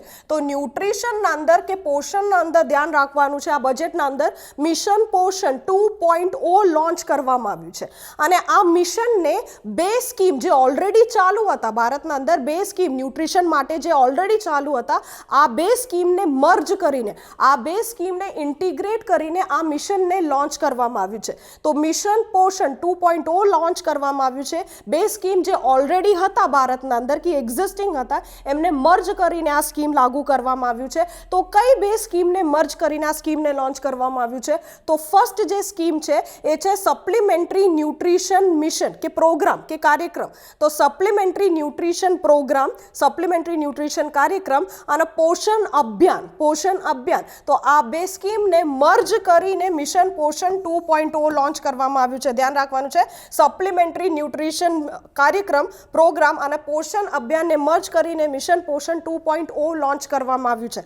એના સિવાય સરકાર દ્વારા એ પણ નિર્ણય લેવામાં આવ્યું છે કે 112 જે એસ્પિરેશનલ જિલ્લાઓ છે, એસ્પિરેશનલ ડિસ્ટ્રિક્ટ્સ જે છે એના અંદર ન્યુટ્રિશનને મજબૂત કરવાનો પ્રયાસ પણ સરકાર દ્વારા કરવામાં આવશે. 112 એસ્પિરેશનલ ડિસ્ટ્રિક્ટના અંદર ન્યુટ્રિશનને મજબૂત કરવાનું કાર્ય પણ કોના દ્વારા કરવામાં આવશે? સરકાર દ્વારા કરવામાં આવશે. નેક્સ્ટ આપણે જોવાનું છે કે universal coverage of water supply માટે સરકાર દ્વારા કઈ પ્રયાસ કરવામાં આવ્યું છે? Universal coverage of water supply, universal coverage of water supply માટે સરકાર દ્વારા કઈ પ્રકારનું પ્રયાસ કરવામાં આવ્યું છે? તો આના માટે સરકાર દ્વારા જલ જીવન મિશન શહેરી લોન્ચ કરવામાં આવશે. તો ધ્યાન રાખવાનું છે, universal coverage of water supply સુનિશ્ચિત કરવા માટે સરકાર દ્વારા એક નવી સ્કીમ લોન્ચ કરવામાં આવશે જેનું નામ છે જલ જીવન મિશન શહેરી. તો ધ્યાન રાખવાનું છે, એક નવું સ્કીમ અર્બન વિસ્તારો માટે, શહેરી વિસ્તારો માટે વોટર સપ્લાય સુનિશ્ચિત કરવા માટે લોન્ચ કરવામાં આવશે જેનું નામ છે જલ જીવન મિશન. હવે આ મિશનના અંદર શું પ્રાવધાન કરવામાં આવ્યું છે? તો આ મિશનના અંદર પ્રાવધાન કરવામાં આવ્યું છે કે 4378 જે સ્થાનિક સંસ્થાઓ છે, શહેરી સ્થાનિક સંસ્થાઓ જે છે, અર્બન લોકલ બોડીઝ જેને કહેવામાં આવે છે, તો 4378 અર્બન લોકલ બોડીઝના અંદર ટેપ વોટર કનેક્શન ઉપલબ્ધ થાય. એનો મતલબ આના અંદર આવતા 2.86 કરોડ હાઉસહોલ્ડ જેને કહેવામાં આવે છે, 2.86 કરોડ હાઉસહોલ્ડ્સને ટેપ વોટર કનેક્શન ઉપલબ્ધ થાય એ સુનિશ્ચિત કરવામાં આવશે. તો જલ જીવન મિશન અંદર કઈ પ્રકારનું પ્રાવધાન કરવામાં આવ્યું છે? કેટલા અર્બન લોકલ બોડીઝની વાત કરવામાં આવી છે, શહેરી સ્થાનિક સંસ્થાઓની વાત કરવામાં આવ્યું છે. તો 4378 શહેરી સ્થાનિક સંસ્થાઓને ટેપ વોટર કનેક્શન કે universal coverage of water supply આપવામાં આવશે. ઇન શોર્ટ 2.86 કરોડ હાઉસહોલ્ડ જે શહેરી વિસ્તારોમાં છે એને ટેપ વોટર કનેક્શન આના અંદર આપવામાં આવશે. બીજું શું પ્રાવધાન કરવામાં આવ્યું છે આના અંદર? બીજું એ પ્રાવધાન કરવામાં આવ્યું છે કે 500 અમૃત શહેરોમાં લિક્વિડ વેસ્ટ મેનેજમેન્ટની વ્યવસ્થાપન કરવામાં આવશે. બીજું શું કહેવામાં આવ્યું છે આ સ્કીમના અંદર? કે આ સ્કીમના અંદર એવું કહેવામાં આવ્યું છે કે જે 500 અમૃત શહેરો છે એના અંદર લિક્વિડ વેસ્ટ મેનેજમેન્ટની વ્યવસ્થાપન એના અંદર કરવામાં આવશે. આ સ્કીમના અંદર કરવામાં આવશે. આ યોજના માટે સરકાર દ્વારા કુલ 2,87,000 કરોડ આપવામાં આવ્યું છે આવનારા 5 વર્ષ માટે. તો આવનારા 5 વર્ષ માટે આ સ્કીમ માટે 2,87,000 કરોડ સરકાર દ્વારા આપવામાં આવ્યું છે. હવે નેક્સ્ટ જોવાનું છે કે ભારત સરકાર દ્વારા સ્વચ્છ ભારત અને સ્વસ્થ ભારત માટે શું પ્રાવધાન કરવામાં આવ્યું છે? સ્વચ્છ ભારત અને સ્વસ્થ ભારત માટે. તો આના માટે સરકાર દ્વારા શહેરી સ્વચ્છ ભારત અભિયાન 2.0 લોન્ચ કરવામાં આવ્યું છે. ધ્યાન રાખવાનું છે, સ્વચ્છ ભારત અને સ્વસ્થ ભારત માટે સરકાર દ્વારા શહેરી અર્બન સ્વચ્છ ભારત અભિયાન 2.0 લોન્ચ કરવામાં આવ્યું છે. એના અંદર બજેટ જે આપવામાં આવ્યું છે એ છે 1,41,672 કરોડનું જે બજેટ છે એ 5 વર્ષ માટે આપવામાં આવ્યું છે. તો આ શેના માટેનું સ્કીમ છે? જ્યારે શહેરી સ્વચ્છ ભારત અભિયાનની વાત કરીએ તો એના અંદર સરકાર દ્વારા કઈ કઈ પ્રકાર પ્રાવધાન કરવામાં આવ્યું છે? તો વેસ્ટ વોટર ટ્રીટમેન્ટ, અર્બન વિસ્તારોના અંદર, શહેરી વિસ્તારોના અંદર waste water treatment,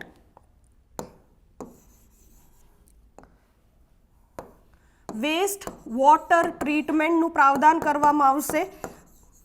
waste water ટ્રીટમેન્ટનું પ્રાવધાન કરવામાં આવશે. કમ્પ્લીટ, સેકન્ડ પ્રાવધાન છે કમ્પ્લીટ ફિસ્કલ સ્લજ મેનેજમેન્ટ પણ કરવામાં આવશે. જે મળમૂત્રના જે વ્યવસ્થાપન છે એના માટે પણ પ્રાવધાન આના અંદર કરવામાં આવ્યું છે. થર્ડ જે પ્રાવધાન આ મિશન અંદર સરકાર દ્વારા કરવામાં આવ્યું છે એ છે કે જે ગાર્બેજ છે એના સોર્સ પર સેગ્રીગેશન કરવામાં આવશે. Garbage segregation at source, garbage segregation at source.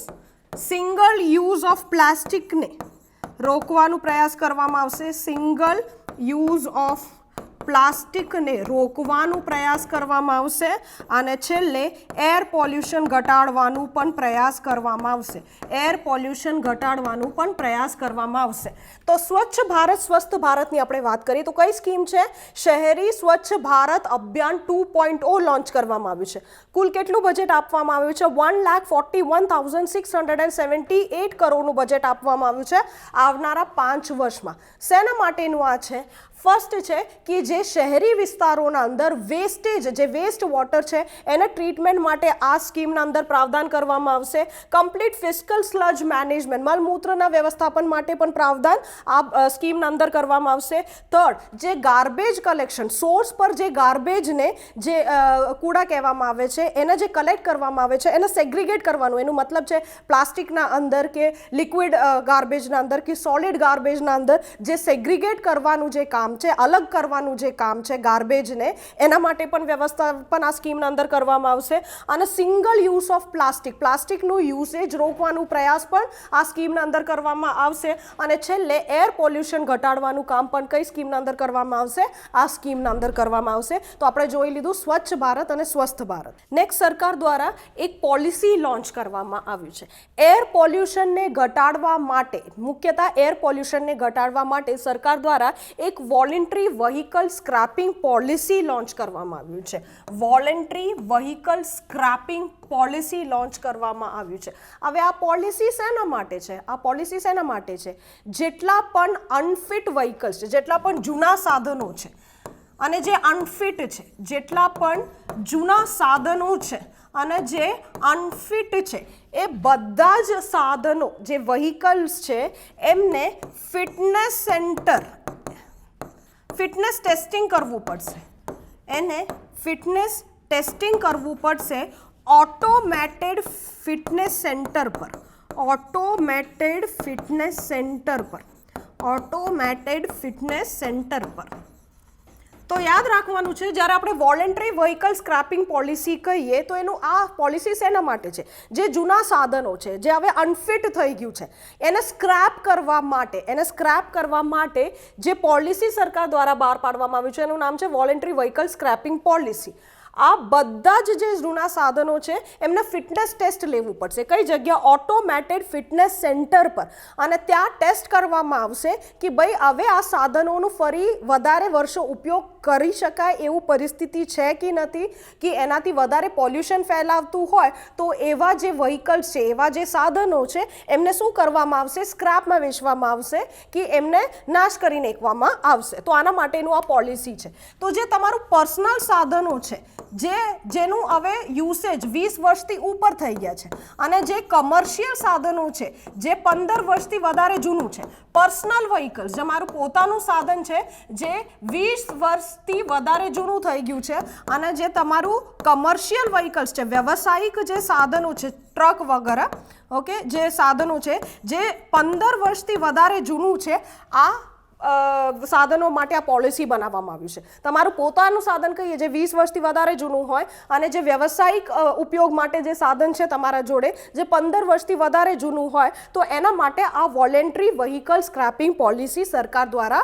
બનાવવામાં આવ્યું છે. તો આનું મુખ્ય લક્ષ્ય શું છે? આ પોલિસીનું મુખ્ય લક્ષ્ય શું છે? તો આ પોલિસીનું મુખ્ય લક્ષ્ય છે કે ફ્યુઅલ એફિશિયન્સી સુનિશ્ચિત કરવા માટે, ફ્યુઅલ એફિશિયન્સી સુનિશ્ચિત કરવા માટે, એફિશિયન્ટ યુસેજ ઓફ ફ્યુઅલ થાય છે કે નથી એ સુનિશ્ચિત કરવા માટે, પર્યાવરણ અનુકૂળ વાહનો જે તમે સાધન યુઝ કરો છો એ એન્વાયરમેન્ટ ફ્રેન્ડલી છે એ સુનિશ્ચિત કરવા માટે. થર્ડ છે કે જે ઇમ્પોર્ટ બિલ છે, જે ઓઇલનું જે ઇમ્પોર્ટ બિલ છે એ ઘટાડવા માટે અને પ્રદૂષણ ઘટાડવા માટે. તો 4 હેતુથી આ 4 લક્ષ્યને ધ્યાનમાં રાખીને આ પોલિસી નિર્માણ કરવામાં આવ્યું છે કે ફ્યુઅલ એફિશિયન્સી, પર્યાવરણ અનુકૂળ વાહનો છે, જે તેલનું આયાત કરવામાં આવે છે એનું બિલ ઘટાડવા માટે અને પ્રદૂષણ ઘટાડવા માટે આ પોલિસી સરકાર દ્વારા નિર્મિત કરવામાં આવ્યું છે. નેક્સ્ટ આપણે જોવાનું છે કે વેક્સિનના અંદર સરકાર દ્વારા કઈ પ્રકારનું પ્રયાસ કરવામાં આવ્યું છે. તો વેક્સિનના અંદર સરકાર દ્વારા ન્યુમોકોકલ વેક્સિન ફક્ત અમુક રાજ્યોના અંદર લોન્ચ કરવામાં આવ્યું હતું. હવે આ બજેટના અંદર સરકાર દ્વારા એવું કહેવામાં આવ્યું છે કે આખા ભારતના અંદર ન્યુમોકોકલ વેક્સિનનું રોલ આઉટ કરવામાં આવશે. એનાથી આવનારા વર્ષોમાં 50,000થી વધુ જે બાળ મૃત્યુ દર છે એને તમે રોકી શકો છો. તો ન્યુમોકોકલ વેક્સિન જે છે એને આખા ભારતના અંદર રોલ આઉટ કરવામાં આવશે. હવે નોટ ખાસ કર ધ્યાન રાખવાનું છે કે આ વર્ષના અંદર સ્વાસ્થ્ય માટે જે બજેટ અલોકેટ કરવામાં આવ્યું છે એના અંદર ઓલમોસ્ટ 135% ગ્રોથ તમને જોવા મળશે. હવે નેક્સ્ટ ચેપ્ટર જે આપણે ડીલ કરવાનું છે એ છે ફિઝિકલ કેપિટલ ઇન્ફ્રાસ્ટ્રક્ચર અને ફાઇનાન્શિયલ કેપિટલ ઇન્ફ્રાસ્ટ્રક્ચર. આ ચેપ્ટરના અંદર સરકાર દ્વારા કઈ કઈ પ્રકારનું પ્રયાસ કરવામાં આવ્યું છે. હવે ધ્યાન રાખવાનું છે કે ભારત આત્મનિર્ભર ભારતના અંદર સરકાર દ્વારા મુખ્ય લક્ષ્ય મૂકવામાં આવ્યું છે કે ભારતના જે સ્વદેશી ઉત્પાદક કંપનીઓ છે, ડોમેસ્ટિક મેન્યુફેક્ચરિંગ કંપનીઓ છે, એમના આત્મનિર્ભર બનાવવું હોય તો ફર્સ્ટ તો એમના ગ્લોબલ સપ્લાય ચેઇન સાથે કનેક્ટ કરવું પડશે. આત્મનિર્ભર ભારતના અંદર જે આપણે ડોમેસ્ટિક કંપનીઓ છે, મેન્યુફેક્ચરિંગ કંપનીઓ છે, જે સ્વદેશી ઉત્પાદક કંપનીઓ છે, એને જો બૂસ્ટ આપવું હોય તો એમને શું કરવું પડશે? એમના ગ્લોબલ સપ્લાય ચેઇન, એમના ઉત્પાદકતા વધારવા માટે એ કંપનીઓને ગ્લોબલ સપ્લાય ચેઇન સાથે ઇન્ટિગ્રેટ કરવું કે સંકલિત કરવું જરૂરી છે. તો આના માટે સરકાર દ્વારા આ બજેટના અંદર સ્પેશિયલ એલોકેશન આપવામાં આવ્યું છે કે PLI જે સ્કીમ જે આ મેન્યુફેક્ચરિંગ કંપનીઓ માટે લોન્ચ કરવામાં આવ્યું હતું, પ્રોડક્શન લિંક્ડ ઇન્સેન્ટિવ સ્કીમ, આ સ્કીમને 13 સેક્ટરો માટે એક્સપાન્ડ કરવામાં આવ્યું છે. કેટલા સેક્ટરોના અંદર એક્સપાન્ડ કરવામાં આવ્યું છે? 13 સેક્ટરોના અંદર એક્સપાન્ડ કરવામાં આવ્યું છે. કુલ બજેટ જે આ સ્કીમ માટે અલોકેટ કરવામાં આવ્યું છે આવનારા 5 વર્ષ માટે એ છે 1.97 લાખ કરોડ. કેટલા? 1.97 લાખ કરોડ. તો આ સ્કીમનું મુખ્ય લક્ષ્ય શું છે? ભારત દ્વારા લક્ષ્ય મૂકવામાં આવ્યું છે કે 2025 સુધી $5 ટ્રિલિયન ઇકોનોમીમાં ભારત કન્વર્ટ થશે. $5 ટ્રિલિયન ઇકોનોમી બનાવવાનું લક્ષ્ય ભારત સરકાર દ્વારા મૂકવામાં આવ્યું છે. તો આ લક્ષ્યને જો પ્રાપ્ત કરવું હોય તો ભારતના અંદર ઉત્પાદન ક્ષેત્રને, મેન્યુફેક્ચરિંગ સેક્ટરને મજબૂત કરવું જરૂરી છે. તો આ એક લક્ષ્યને પ્રાપ્ત કરવા માટે આ સ્કીમ લોન્ચ કરવામાં આવ્યું છે. સેકન્ડ છે કે ભારતના અંદર જે મેન્યુફેક્ચરિંગ સેક્ટર છે એને વૈશ્વિક સ્તર પર કોમ્પિટિટિવ બનાવવા માટે, એમને વૈશ્વિક સ્તર પર કોમ્પિટિટિવ બનાવવા માટે, કારણ આત્મનિર્ભર તમે ક્યારે રહી શકો? ત્યારે તમે પોતાના લોકો માટે પણ જરૂરિયાતો પૂરી કરો છો અને એના સિવાય તમે આંતરરાષ્ટ્રીય સ્તર પર પણ સપ્લાય ચેનના પૂરું કરવા માટે રેડી હોય તો જ તમે ઉત્પાદન ક્ષમતા વધારી શકો છો. તો આનાથી પ્રયાસ કરવામાં આવ્યું છે કે આવા જે સ્વદેશી કંપનીઓ છે એ વૈશ્વિક સ્તર પર કોમ્પિટિટિવ લેવલ એચીવ કરી શકે એના માટેનું પ્રયાસ પણ આના અંદર કરવામાં આવ્યું છે. થર્ડ કે ભારતના અંદર જે મેન્યુફેક્ચરિંગ સેક્ટર છે એમને કટિંગ એજ ટેકનોલોજી ઉપલબ્ધ થાય, એમને કટિંગ એજ ટેકનોલોજી ઉપલબ્ધ થાય. ભારતના અંદર જે મેન્યુફેક્ચરિંગ સેક્ટર છે એમને કટિંગ એજ ટેકનોલોજી ઉપલબ્ધ થાય એના માટેનું પ્રયાસ પણ આ સ્કીમ દ્વારા કરવામાં આવ્યું છે. હવે જ્યારે નેક્સ્ટ આપણે વાત કરીએ ટેક્સટાઇલ ક્ષેત્રના અંદર, તો ભારતના અંદર ટેક્સટાઇલ ક્ષેત્ર માટે સરકાર દ્વારા આ બજેટના અંદર શું પ્રાવધાન કરવામાં આવ્યું છે? તો ફર્સ્ટ જે સ્કીમ ભારત સરકાર દ્વારા બજેટના અંદર મુખ્યતઃ ટેક્સટાઇલ ક્ષેત્ર માટે લોન્ચ કરવામાં આવ્યું છે. સ્કીમનું નામ છે Mitra, mega investment textile park. ધ્યાન રાખવાનું છે ટેક્સટાઇલ માટે PLI સ્કીમ પણ છે, પ્રોડક્શન લિંક્ડ ઇન્સેન્ટિવ સ્કીમ પણ છે. ટેક્સટાઇલ માટે PLI સ્કીમના અંદર પણ પ્રાવધાન કરવામાં આવ્યું છે, પ્રોડક્શન લિંક્ડ ઇન્સેન્ટિવ સ્કીમના અંદર પણ પ્રાવધાન કરવામાં આવ્યું છે.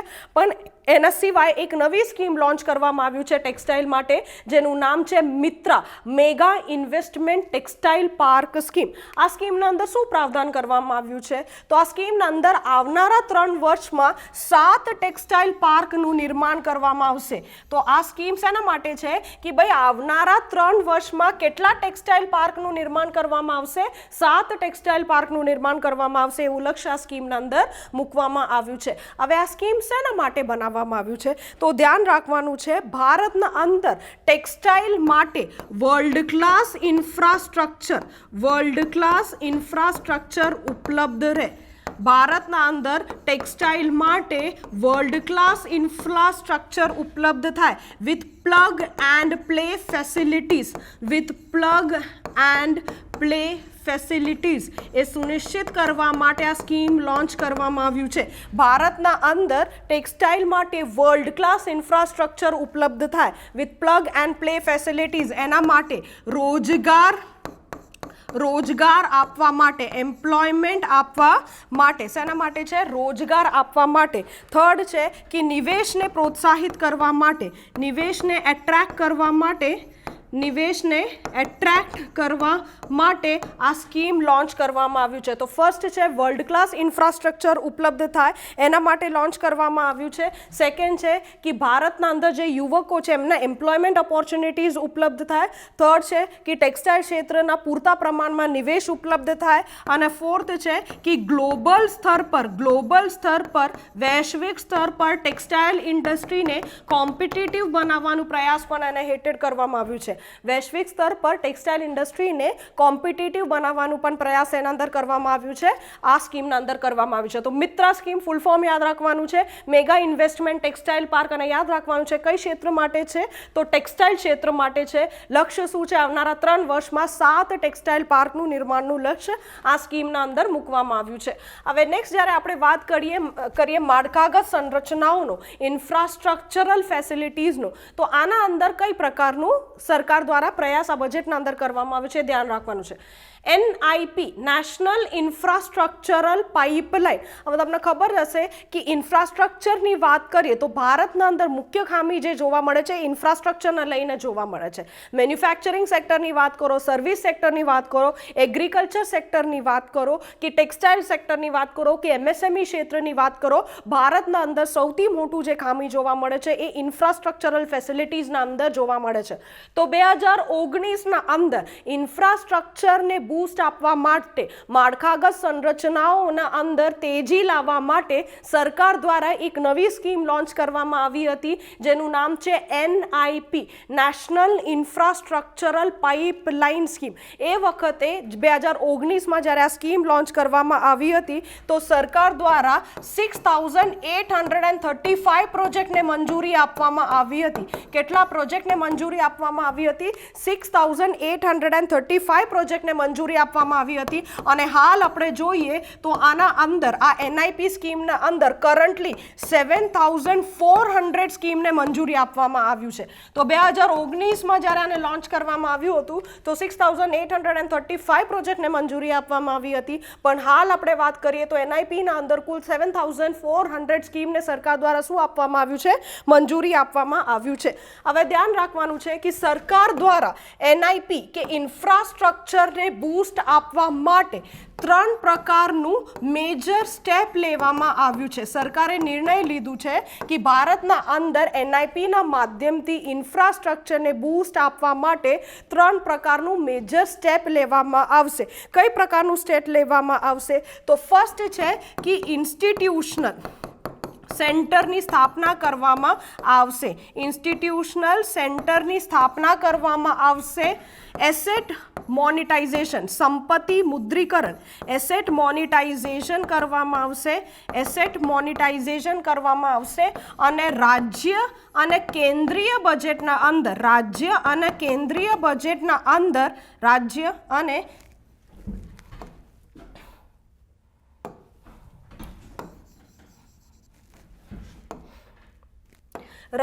અને કેન્દ્રીય બજેટના અંદર કેપિટલ એક્સપેન્ડિચર, મૂડી ખર્ચને વધારવામાં આવશે.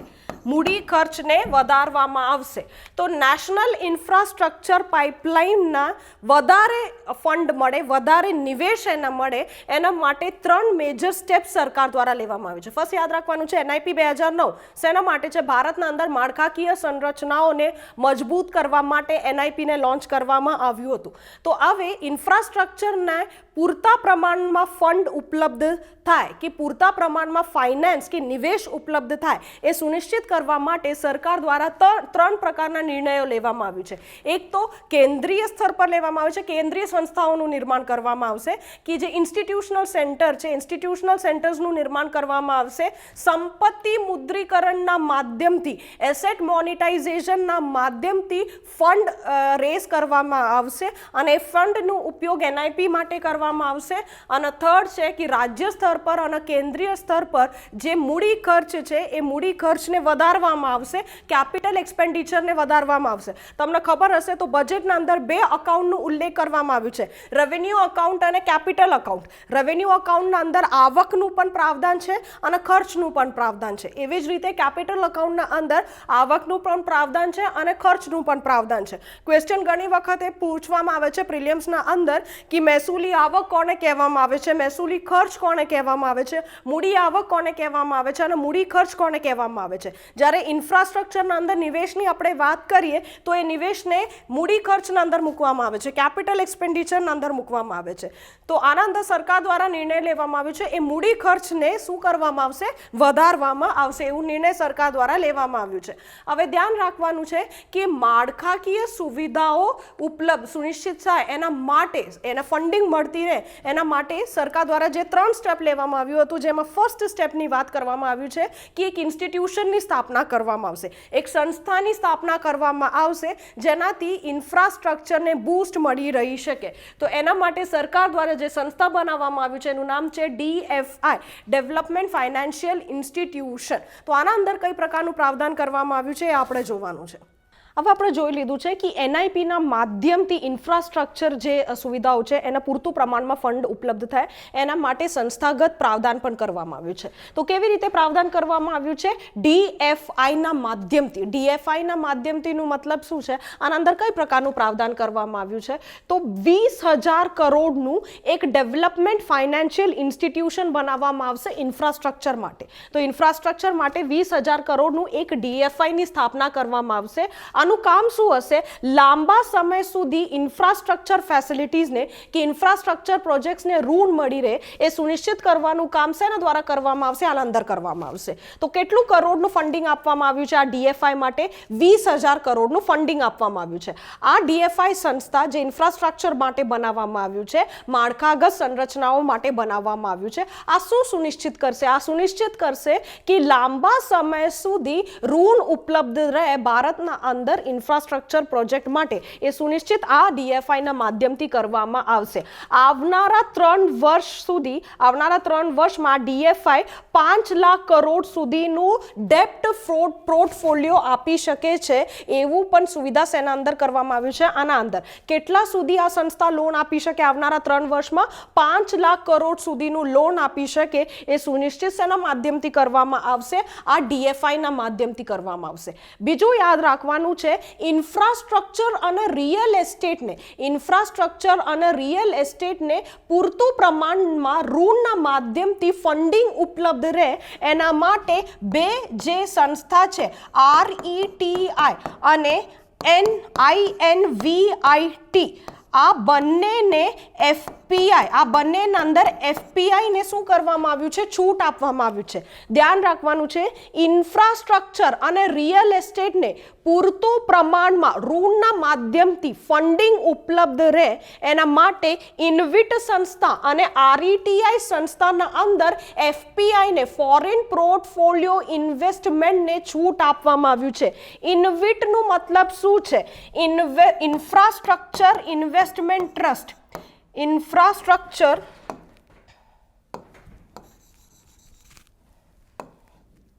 ઇન્વિટનું મતલબ ફૂલ ફોર્મ ઇન્ફ્રાસ્ટ્રક્ચર ઇન્વેસ્ટમેન્ટ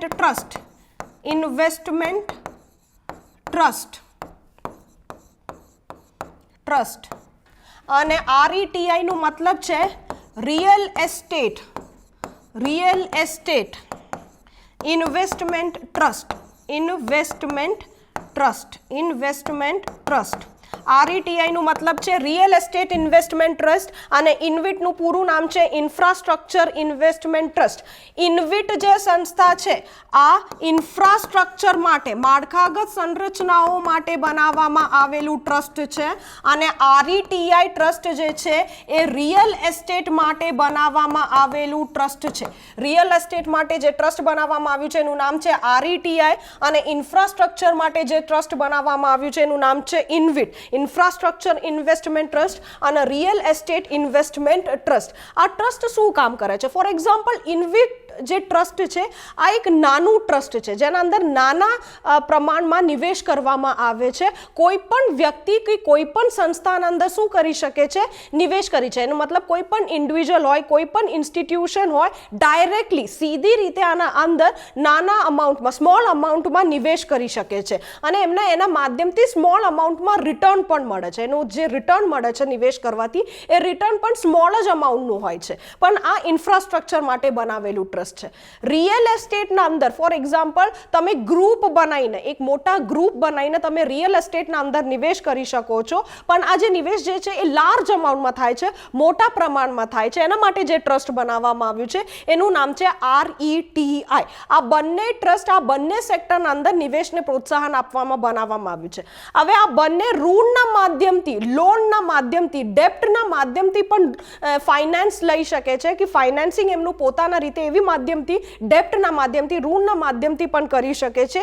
આ બજેટના અંદર એનું પ્રાવધાન કરવામાં આવ્યું છે અને આ બંને માટે FPI નિવેશને મંજૂરી આપવામાં આવ્યું છે. ફોરેન પોર્ટફોલિયો ઇન્વેસ્ટમેન્ટને શું આપવામાં આવ્યું છે, મંજૂરી આપવામાં આવ્યું છે. તો આ ધ્યાન રાખવાનું છે. આ વ્યવસ્થા શેના અંદર કરવામાં આવ્યું છે, બજેટના અંદર કરવામાં આવ્યું છે. હવે સંપત્તિ મુદ્રીકરણ, એસેટ મોનેટાઇઝેશન જેને કહેવામાં આવે છે. એસેટ મોનેટાઇઝેશનના માધ્યમથી તમે ઇન્ફ્રાસ્ટ્રક્ચરને કેવી રીતે મદદ કરી શકો છો? મેં તમને કીધું છે સેકન્ડ મેજર સ્ટેપ જે સરકાર દ્વારા લેવામાં આવ્યું છે એ છે એસેટ મોનેટાઇઝેશન. એસેટ મોનેટાઇઝેશનનો મતલબ શું છે? સરકારની એવી કોઈ પણ સંપત્તિ, ફોર એક્ઝામ્પલ સંસ્થા હોય, જમીન હોય, એવા કોઈ પણ સંપત્તિ જેનાથી સરકારનું કોઈ પણ લાભ ના થતું હોય એને વેચીને એના માધ્યમથી પૈસા ઊભું કરવાને એસેટ મોનેટાઇઝેશન કહેવામાં આવે છે. સંપત્તિ મુદ્રીકરણ કહેવામાં આવે છે. તો સંપત્તિ મુદ્રીકરણનો મતલબ શું થાય છે કે ભાઈ ઇન્ફ્રાસ્ટ્રક્ચર માટે આવા પૈસા જોવે છે, NIP પ્રોજેક્ટના હેઠળ પૈસા જોવે છે. તો તમે કેવી રીતે, એક તો આપણે જોયું કે સંસ્થાના માધ્યમથી, DFIના માધ્યમથી. થર્ડ આપણે સેકન્ડ સ્ટેપ આપણે કીધું છે કે સંપત્તિ મુદ્રીકરણ. હવે સંપત્તિ મુદ્રીકરણ કોને કહેવામાં આવે છે? તો સરકાર જ્યારે પોતાનું જમીન હોય, પોતાનું સંપત્તિ જેના અંદર જમીન આવી જાય કે કોઈ પણ પ્રકારનું સંસ્થા આવી જાય, એને વેચીને, જે લોસ મેકિંગ, જેનાથી સરકારને કોઈ પણ પ્રકારનું લાભ ન થતું હોય, એના વેચીને સરકાર પૈસા ઊભી કરી શકે છે. તો એને શું કહેવામાં આવે છે? એસેટ મોનેટાઇઝેશન કહેવામાં આવે છે. તો એસેટ મોનેટાઇઝેશનનું પણ પ્રાવધાન કરવામાં આવ્યું છે ઇન્ફ્રાસ્ટ્રક્ચરને ફંડિંગ વધારવા માટે. તો એસેટ મોનેટાઇઝેશન અંદર શું કરવામાં આવ્યું છે? એક રાષ્ટ્રીય મુદ્રીકરણ પાઇપલાઇનનું નિર્માણ કરવામાં આવ્યું છે. National monetisation pipeline, national monetisation પાઇપલાઇનની શરૂઆત કરવામાં આવ્યું છે. કઈ પ્રોજેક્ટ માટે? બ્રાઉનફિલ્ડ પ્રોજેક્ટ માટે. હવે પ્રોજેક્ટના અંદર બે પ્રોજેક્ટ્સ હોય છે, ગ્રીનફિલ્ડ પ્રોજેક્ટ અને બ્રાઉનફિલ્ડ પ્રોજેક્ટ. ગ્રીનફિલ્ડ પ્રોજેક્ટ કોને કહેવામાં આવે છે? જ્યારે તમે કોઈ નવા પ્રોજેક્ટના અંદર શરૂઆત કરો, નિવેશ કરો તો એને ગ્રીનફિલ્ડ પ્રોજેક્ટ કહેવામાં આવે છે. ઓલરેડી જૂના પ્રોજેક્ટ હોય એના અંદર તમે નિવેશ કરો તો એને બ્રાઉનફિલ્ડ પ્રોજેક્ટ કહેવામાં આવે છે. તો એવા જેટલા પણ સરકારનું બ્રાઉનફિલ્ડ પ્રોજેક્ટ છે જેનાથી સરકારને નુકસાન થતું હોય, જેનાથી સરકારને કોઈ લાભ ના થતું હોય, એવા પ્રોજેક્ટને વેચવાનું સરકાર દ્વારા નિર્ણય લેવામાં આવ્યું છે અને એના માટે એક સાધનનું સરકાર દ્વારા નિર્માણ કરવામાં આવ્યું છે જેનું નામ છે રાષ્ટ્રીય મુદ્રીકરણ પાઇપલાઇન, નેશનલ મોનેટાઇઝેશન પાઇપલાઇન. આનું શરૂઆત સરકાર દ્વારા કરવામાં આવ્યું છે. એના સિવાય સરકાર દ્વારા એક ડેશબોર્ડનું પણ નિર્માણ કરવામાં આવ્યું છે, સંપત્તિ મુદ્રીકરણ dashboard, asset monetisation dashboard. Asset monetisation dashboard જેના અંદર બધા જ પ્રકારની માહિતી આપવામાં આવશે કે ભાઈ કઈ પબ્લિક સેક્ટર એન્ટરપ્રાઇઝીસ છે જેને સરકાર દ્વારા વેચવામાં આવ્યું છે, કઈ જમીન છે, એ બધા જ પ્રકારનું માહિતી શેના અંદર આપવામાં આવશે? આ ડેશબોર્ડના અંદર આપવામાં આવશે. ઇન શોર્ટ, આનાથી તમે કોઈ પણ પ્રકારનું એસેટ મોનેટાઇઝેશનના અંદર જે પ્રોગ્રેસ થતું હોય એનું તમે શું કરી શકો છો? એનાલિસિસ કરી શકો છો. એનું તમે શું કરી શકો છો? એનાલિસિસ કરી શકો છો. તો આને શું કહેવામાં આવે છે? Asset monetisation. તો એસેટ મોનેટાઇઝેશન અંદર યાદ રાખવાનું છે નેશનલ મોનેટાઇઝેશન પાઇપલાઇન કે રાષ્ટ્રીય મુદ્રીકરણ પાઇપલાઇન અને સંપત્તિ મુદ્રીકરણ ડેશબોર્ડ, એસેટ મોનેટાઇઝેશન ડેશબોર્ડ. આ બંને શેના માટે છે? એસેટ મોનેટાઇઝેશન માટે બનાવવામાં આવ્યું છે. નેક્સ્ટ આપણે જોવાનું છે કે રેલવેના અંદર સરકાર દ્વારા કઈ કઈ પ્રકારનું પ્રાવધાન કરવામાં આવ્યું છે. નેક્સ્ટ આપણે જોવાનું છે કે રેલવે માટે કઈ પ્રકારનું પ્રાવધાન કરવામાં આવ્યું છે.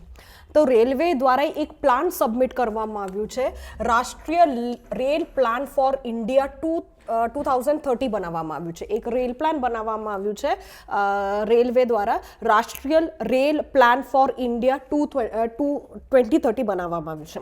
એના સિવાય જે ઈસ્ટર્ન અને વેસ્ટર્ન ડેડિકેટેડ ફ્રીટ કોરિડોર છે એને જૂન 2022થી ઓપરેશનલાઇઝ કરવામાં આવશે. જૂન 2022થી ઈસ્ટર્ન અને વેસ્ટર્ન જે ડેડિકેટેડ ફ્રીટ કોરિડોર્સ છે, ડેડિકેટેડ ફ્રીટ કોરિડોર્સનું શરૂઆત કરવામાં આવશે, એને ઓપરેશનલાઇઝ કરવામાં આવશે. તો ધ્યાન રાખવાનું છે, બંને પૂર્વી અને પશ્ચિમી જે કોરિડોર છે એ કોરિડોરને ઓપરેશનલાઇઝ કરવામાં આવશે જૂન 2022 સુધી. 3 નવા ડેડિકેટેડ ફ્રીટ કોરિડોરની ઘોષણા કરવામાં આવ્યું છે. 3 નવા ડેડિકેટેડ ફ્રીટ કોરિડોરની ઘોષણા કરવામાં આવ્યું છે. કઈ કઈ છે?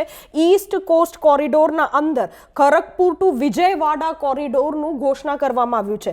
પૂર્વી કોસ્ટ તટીય કોરિડોરના અંદર ખડગપુરથી લઈને વિજયવાડા સુધીની ઘોષણા કરવામાં આવ્યું છે.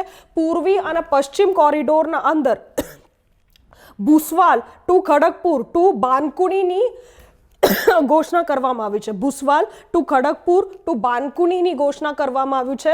અને નોર્થ સાઉથ કોરિડોરના અંદર ઇટારસીથી લઈને વિજયવાડા કોરિડોરની શું કરવામાં આવ્યું છે? ઘોષણા કરવામાં આવ્યું છે. તો આટલી આ બજેટના અંદર ઘોષણા સરકાર દ્વારા કરવામાં આવ્યું છે.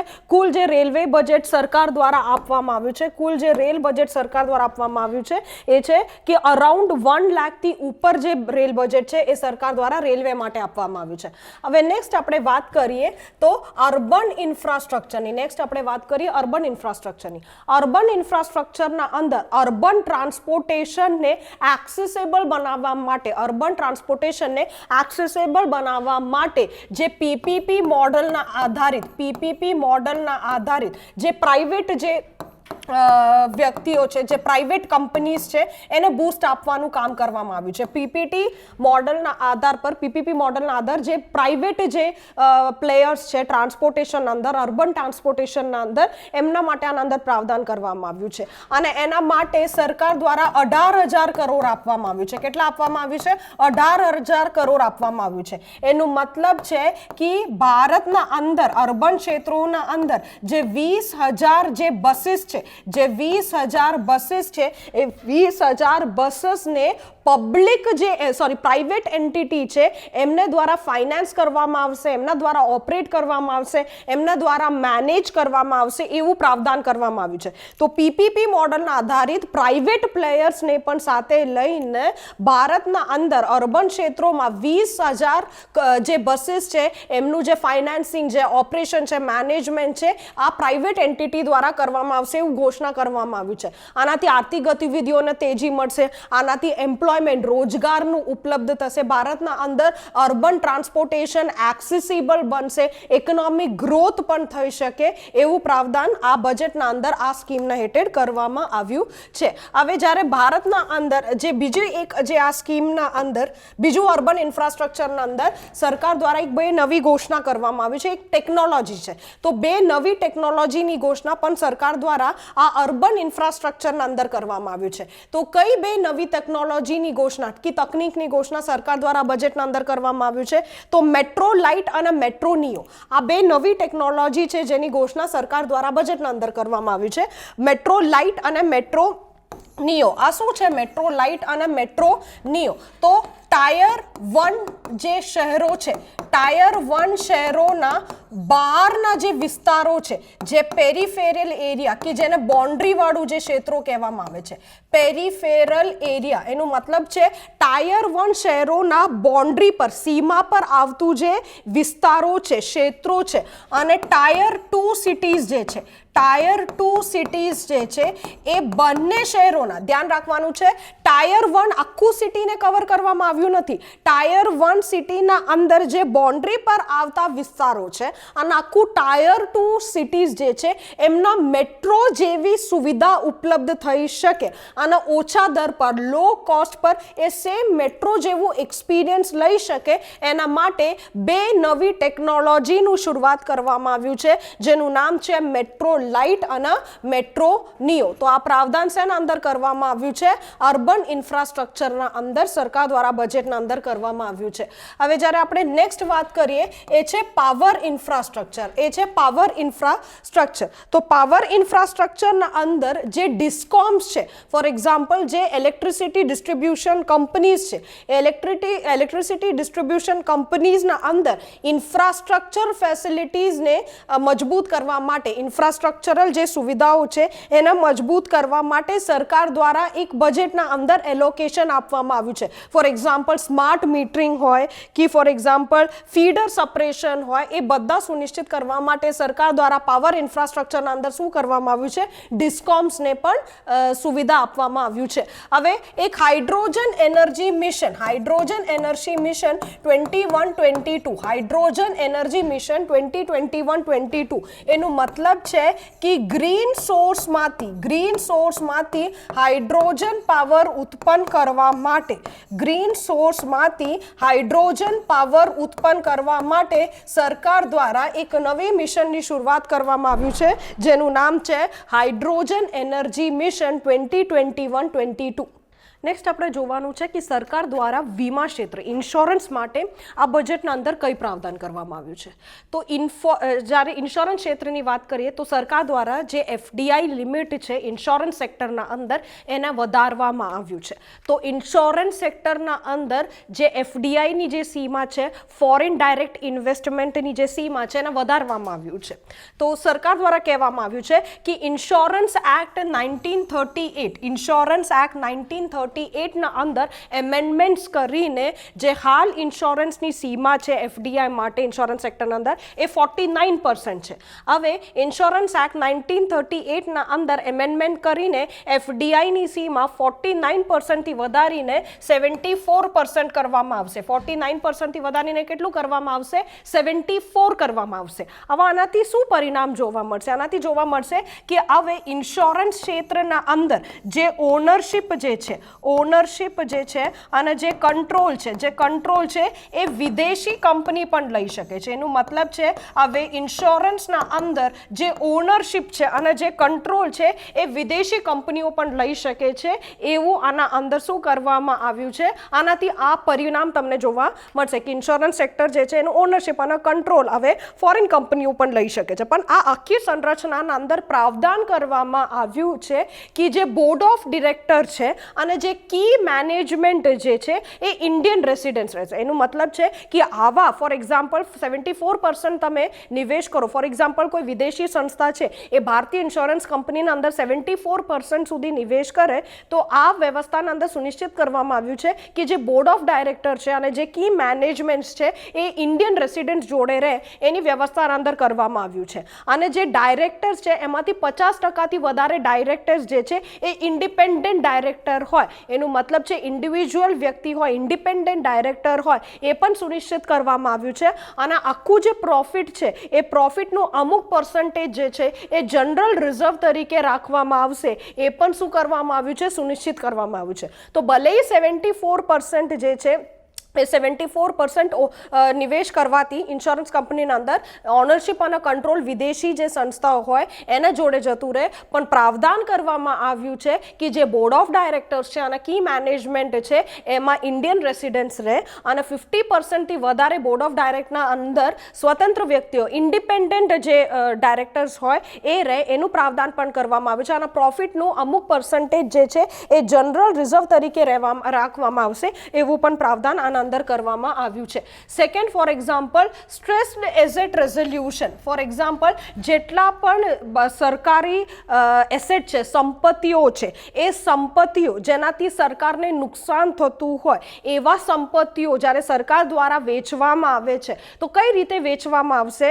કે એનું નિવારણ કેવી રીતે કરવામાં આવશે, એના માટે પ્રાવધાન આ બજેટના અંદર કરવામાં આવ્યું છે. તો જ્યારે આપણે સ્ટ્રેસ્ડ એસેટ રેઝોલ્યુશન કહીએ તો એનું મતલબ છે જે સરકારી સંપત્તિઓ, એનું મતલબ છે છે, જે સરકારી સંસ્થાઓ છે, જે સરકારી જમીન છે, જેનાથી સરકારને કોઈ પણ પ્રકારનું ફાયદા ના થતું હોય કે સરકારને નુકસાન થતું હોય, આ સંપત્તિઓને કેવી રીતે વેચવામાં આવશે, એને સોર્ટ આઉટ કેવી રીતે કરવામાં આવશે, એને મેનેજમેન્ટ કેવી રીતે કરવામાં આવશે, એનું માટે પ્રાવધાન આ બજેટના અંદર કરવામાં આવ્યું છે. તો કઈ પ્રકારનું પ્રાવધાન કરવામાં આવ્યું છે? એક કંપનીનું નિર્માણ કરવામાં આવશે, એસેટ રીકન્સ્ટ્રક્શન કંપની કે સંપત્તિ પુનઃનિર્માણ કંપની. આ કંપનીનું કામ શું હશે? આઈડેન્ટિફાઈ કરવાનું કે સરકારનું સ્ટ્રેસ એસેટ કઈ છે એને આઈડેન્ટિફાઈ કરવાનું કામ આ કંપની દ્વારા કરવામાં આવશે, અને એનું મેનેજમેન્ટ જે છે, એના વ્યવસ્થાપન જે છે એ એસેટ મેનેજમેન્ટ કંપની દ્વારા કરવામાં આવશે. તો ધ્યાન રાખવાનું છે, સરકારનું જે સ્ટ્રેસ્ડ એસેટ છે એ સ્ટ્રેસ એસેટને રેઝોલ્યુશન માટે, એનું નિવારણ કરવા માટે સરકાર દ્વારા બે કંપનીઓનું નિર્માણ કરવામાં આવ્યું છે.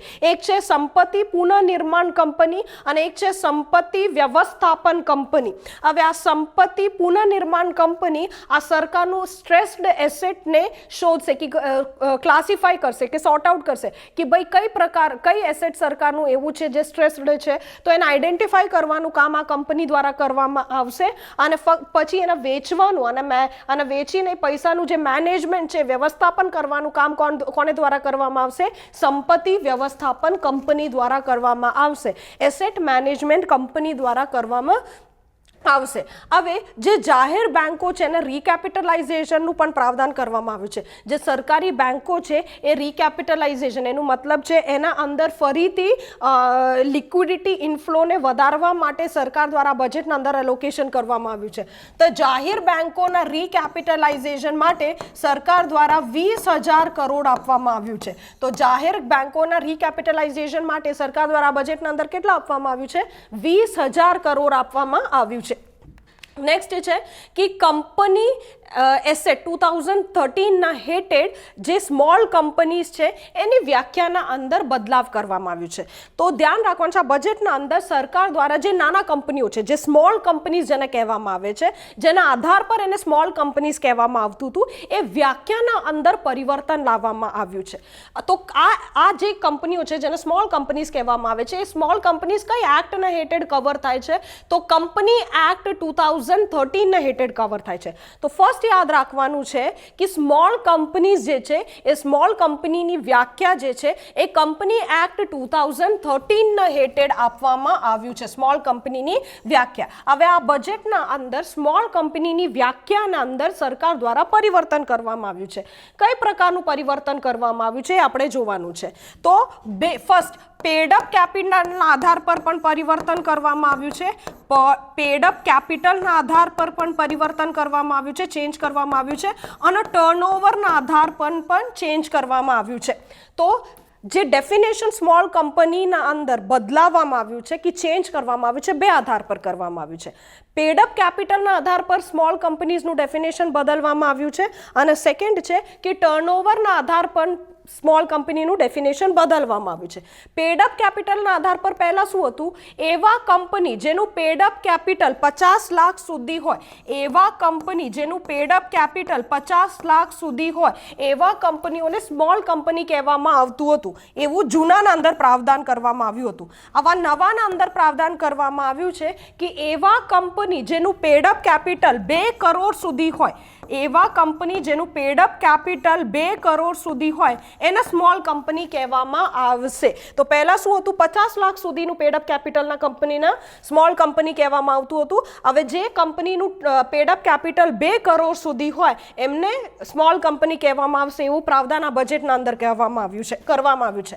ટર્નઓવરના આધાર પર જૂના પ્રાવધાન એવું હતું કે કંપની જેનું ટર્નઓવર, જેનું વાર્ષિક ટર્નઓવર 2 કરોડ હોય એવા કંપનીને શું કહેવામાં આવતું હતું? સ્મોલ કંપની કહેવામાં આવતું હતું. જૂનાના અંદર પ્રાવધાન એવું હતું કે એવા કંપની જેનું વાર્ષિક ટર્નઓવર 2 કરોડ સુધી હોય એને જૂના કંપની કહેવામાં આવતું હતું. હવે નવા બજેટના અંદર નવા પ્રાવધાન એવું કરવામાં આવ્યું છે કે એવા કંપની જેનું વાર્ષિક ટર્નઓવર 20 કરોડ સુધી હોય એને સ્મોલ કંપની કહેવામાં આવશે. એવા કંપની જેનું વાર્ષિક ટર્નઓવર 20 કરોડ સુધી હોય એને નવા સ્મોલ કંપની કહેવામાં આવશે, એવું પ્રાવધાન કરવામાં આવ્યું છે. તો બંને પેડ અપ કેપિટલ અને ટર્નઓવરને શું કરવામાં આવ્યું છે? એક્સપાન્ડ કરવામાં આવ્યું છે. તો સ્મોલ કંપનીનું ડેફિનેશન બદલવાથી કઈ પ્રકારનું ફાયદો થશે, આનાથી કઈ પ્રકારનું લક્ષ્ય મૂકવામાં આવ્યું છે? 2 લાખથી વધારે કંપનીઓ હવે સ્મોલ કંપનીઝના ડેફિનેશન અંદર આવશે. 2 લાખથી વધારે જે કંપનીઓ છે, 2 લાખથી વધારે જે કંપનીઓ છે એ સ્મોલ કંપનીના ડેફિનેશન અંદર આવશે અને સરકાર દ્વારા જે પણ ઇન્સેન્ટિવ્સ આવા કંપનીઓને આપવામાં આવે છે, આ કંપનીઓને એનું લાભ મળી શકે છે અને ઉત્પાદનના અંદર પણ તેજી તમને જોવા મળશે. ફોર એક્ઝામ્પલ સ્ટાર્ટઅપ કંપની હોય, ફોર એક્ઝામ્પલ કોઈ ઇનોવેટિવ કંપની હોય, એના પણ આવા ડેફિનેશનથી શું થશે? બૂસ્ટ મળશે. તો આના હેતુથી સરકાર દ્વારા સ્મોલ કંપનીનું ડેફિનેશન અંદર ચેન્જ કરવામાં આવ્યું છે. નેક્સ્ટ છે કે વિનિવેશ. હવે ધ્યાન રાખવાનું છે કે 1,75,000 કરોડનું વિનિવેશનું ટાર્ગેટ સરકાર દ્વારા મૂકવામાં આવ્યું છે. કેટલા કરોડનું ટાર્ગેટ સરકાર દ્વારા મૂકવામાં આવ્યું છે? 1,75,000 કરોડના વિનિવેશના માધ્યમથી સરકારના આવક મળશે એવું ટાર્ગેટ મૂકવામાં આવ્યું છે. વિનિવેશ કોને કહેવામાં આવે છે તમને ખબર હોય તો? જ્યારે તમે કોઈ કંપની હોય એના અંદર તમે પૈસાનું રોકાણ કરો તો એને નિવેશ કહેવામાં આવે છે. હવે તમે તમારા રોકાણ કરેલું જે પૈસા છે જેના માધ્યમથી તમને એ કંપનીના અંદર શેર મળ્યું છે, એ શેરના જ્યારે તમે વેચો તો એને વિનિવેશ કહેવામાં આવે છે. એનું મતલબ પૈસાને રોકાણ કરવાને નિવેશ કહેવામાં આવે છે અને તમે જેટલા પણ % રોકાણ કર્યું હોય, ફોર એક્ઝામ્પલ તમે 2% રોકાણ કર્યું હોય, 3% રોકાણ કર્યું હોય અને તમને એનું શેર મળ્યું હોય, એ શેરના જ્યારે તમે વેચો અને એનાથી તમને જે આવક મળે છે એને વિનિવેશ કહેવામાં આવે છે. સરકાર દ્વારા દરેક બજેટના અંદર વિનિવેશના માધ્યમથી ટાર્ગેટ મૂકવામાં આવે છે કે ભાઈ વિનિવેશના માધ્યમથી અમને આટલું પૈસા મળશે. તો વિનિવેશના અંદર સરકાર દ્વારા શું કરવામાં આવે છે? વિનિવેશના અંદર સરકાર દ્વારા જે સરકારી કંપનીઓ છે એ સરકારી કંપનીઓના અંદર સરકારનું જે હિસ્સેદારી છે, સરકારનું જે શેર છે એ વેચવામાં આવે છે. આટલા ટકા વેચવામાં આવે છે સરકાર દ્વારા. તો સરકાર દ્વારા સરકારી કંપનીઓના અંદર જે સરકારી હિસ્સેદારી છે કે જે સરકારી શેર છે એને જ્યારે વેચવામાં આવે છે તો એ પ્રક્રિયાને શું કહેવામાં આવે છે? વિનિવેશ કહેવામાં આવે છે. તો જ્યારે પણ સરકારી કંપનીઓના અંદર સરકાર એમનું શેર વેચે છે એનું મતલબ સરકાર એમનું હિસ્સેદારીને ઓછું કરે છે. સરકાર એમનું હિસ્સેદારીને ઓછું કરે છે જેનાથી એ સેક્ટર, પબ્લિક સેક્ટર એન્ટરપ્રાઇઝીસના અંદર સરકારનું મેનેજમેન્ટનું કંટ્રોલ પણ ઓછું થાય છે, સરકારનું ઓવરઓલ કંટ્રોલ પણ શું થાય છે? ઓછું થાય છે. તો આ વખતે જે વિનિવેશનું ટાર્ગેટ સરકાર દ્વારા મૂકવામાં આવ્યું છે એ છે 1,75,000 કરોડનું વિનિવેશનું ટાર્ગેટ સરકાર દ્વારા આના અંદર મૂકવામાં આવ્યું છે. હવે આપણે જોઈએ બજેટના અંદર નેક્સ્ટ ચેપ્ટર. બજેટના અંદર જે નેક્સ્ટ ચેપ્ટર છે જેના અંદર બજેટ એલોકેશન વિશે આપણે જોવાનું છે એ છે આત્મકાંક્ષી ભારત માટે સમાવેશી વિકાસ.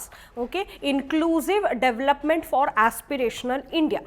હવે આ જે ચેપ્ટર છે આના અંદર આપણે જોવાનું છે કે જે ઇન્ક્લુઝિવ ડેવલપમેન્ટનું જે સરકાર દ્વારા લક્ષ્ય મૂકવામાં આવ્યું છે આના અંદર કેટલા ક્ષેત્રોને કવર કરવામાં આવ્યું છે. તો આપણે જોઈએ કે aspirational India, inclusive development for aspirational ઇન્ડિયાના અંદર સરકાર દ્વારા કઈ મુખ્ય એરિયા જે છે કે ક્ષેત્ર છે જેને કવર કરવામાં આવ્યું છે. તો ધ્યાન રાખવાનું છે ફર્સ્ટ જે પ્રાવધાન આના અંદર આ ચેપ્ટરના અંદર કરવામાં આવ્યું છે ઇન્ક્લુઝિવ ડેવલપમેન્ટ માટે એ છે ખેતી અને સંબંધિત ક્ષેત્રો. For example agriculture and allied sector માટે પ્રાવધાન કરવામાં આવ્યું છે, ફાર્મર વેલફેર માટે પ્રાવધાન કરવામાં આવ્યું છે, ગ્રામીણ ભારત રૂરલ ઇન્ડિયા માટે પ્રાવધાન કરવામાં આવ્યું છે, માઇગ્રન્ટ જે કામદારો છે, જે માઇગ્રન્ટ લેબરર્સ છે એમના માટે પ્રાવધાન કરવામાં આવ્યું છે, નાણાકીય સમાવેશીકરણ ફાઇનાન્શિયલ ઇન્ક્લુઝન એના માટે આના અંદર પ્રાવધાન કરવામાં આવ્યું છે. તો આટલા ચેપ્ટર્સ, આટલા એરિયા છે જેને ઇન્ક્લુઝિવ ડેવલપમેન્ટના અંદર આ બજેટમાં શું કરવામાં આવ્યું છે? ઇન્ક્લુડ કરવામાં આવ્યું છે. હવે પહેલાં આપણે જોઈએ કે ખેતી માટે કઈ પ્રકારનું પ્રાવધાન કરવામાં આવ્યું છે. ખેતી માટે આ ક્ષેત્રના અંદર આ જે બજેટ છે આના અંદર કઈ પ્રકારનું પ્રાવધાન કરવામાં આવ્યું છે? તો ફર્સ્ટ છે કે જે સ્વામિત્વ સ્કીમ જે ફક્ત 6 રાજ્યોના અંદર અત્યાર સુધી લાગુ કરવામાં આવ્યું હતું. સ્વામિત્વ સ્કીમ જે ફક્ત 6 રાજ્યોના અંદર લાગુ કરવામાં આવ્યું હતું. આ બજેટના અંદર ઘોષણા કરવામાં આવ્યું છે કે આ જે સ્વામિત્વ સ્કીમ છે એના આખા ભારતના અંદર બધા જ રાજ્યો અને કેન્દ્ર શાસિત પ્રદેશોના અંદર રોલ આઉટ કરવામાં આવશે. તો જ્યારે આપણે વાત કરીએ સ્વામિત્વ સ્કીમ તો આ શેના માટેનું સ્કીમ છે? સ્વામિત્વ સ્કીમ શેના માટેનું સ્કીમ છે? તો આ સ્કીમ છે survey of villages. Survey of villages, આનું પૂરું નામ છે survey of villages and survey of villages and mapping with improved technology. With improved technology. Improved technology in rural areas. In rural areas. In rural areas. તો first યાદ રાખવાનું છે કે સ્વામિત્વ scheme અને એપ્રિલ 2021ના અંદર આ સ્કીમને લોન્ચ કરવામાં આવ્યું, જેને પંચાયતી રાજ દિવસ કહેવામાં આવે છે. એપ્રિલ 24ને પંચાયતી રાજ દિવસ કહેવામાં આવે છે. અને ગયા વર્ષે એપ્રિલ 24મી તારીખે સરકાર દ્વારા સ્વામિત્વ સ્કીમનું શરૂઆત કરવામાં આવ્યું હતું, કે સ્વામિત્વ સ્કીમને લોન્ચ કરવામાં આવ્યું હતું. સ્વામિત્વ સ્કીમનું ફૂલ ફોર્મ શું છે? Survey of villages and mapping with improved technology in rural area સ્કીમનું પૂરું નામ છે. અને 6 સ્ટેટના અંદર ગયા વર્ષે રોલ આઉટ કરવામાં આવ્યું હતું. કઈ 6 સ્ટેટ્સના અંદર? હરિયાણા, એમપી, યુપી, ઉત્તરાખંડ, મહારાષ્ટ્ર અને કર્ણાટકા. મહારાષ્ટ્ર અને કર્ણાટકા, આ 6 રાજ્યોના અંદર આ સ્કીમને ગયા વર્ષે લાગુ કરવામાં આવ્યું હતું. હરિયાણા, મધ્યપ્રદેશ, ઉત્તર પ્રદેશ, ઉત્તરાખંડ, મહારાષ્ટ્ર અને કર્ણાટકના અંદર આ સ્કીમની ઘોષણા ગયા વર્ષે સરકાર દ્વારા કરવામાં આવ્યું હતું. હવે આ બજેટના અંદર આ સ્કીમને બધા રાજ્યો અને કેન્દ્ર શાસિત પ્રદેશોના અંદર લાગુ કરવાનો નિર્ણય સરકાર દ્વારા લેવામાં આવ્યો. આ શેના માટેનું સ્કીમ છે? સ્વામિત્વ જે છે મુખ્યતઃ 3 વિભાગોના મદદથી મિનિસ્ટ્રી ઓફ પંચાયતી રાજ, કેન્દ્ર સ્તર પર મિનિસ્ટ્રી ઓફ પંચાયતી રાજ,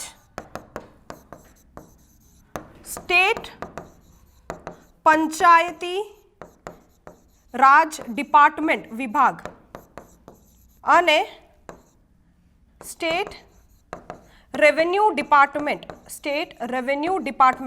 આ ત્રણોના મદદથી આ સ્કીમને લોન્ચ કરવામાં આવે છે. કેન્દ્ર સ્તર પર મિનિસ્ટ્રી ઓફ પંચાયતી રાજ, રાજ્ય સ્તર પર સ્ટેટ પંચાયતી રાજ ડિપાર્ટમેન્ટ અને સ્ટેટ સ્તર પર સ્ટેટ રેવન્યુ ડિપાર્ટમેન્ટ, રાજ્ય મહેસૂલી વિભાગ. તો આ ત્રણેયના મદદથી આ સ્કીમને લોન્ચ કરવામાં આવે છે.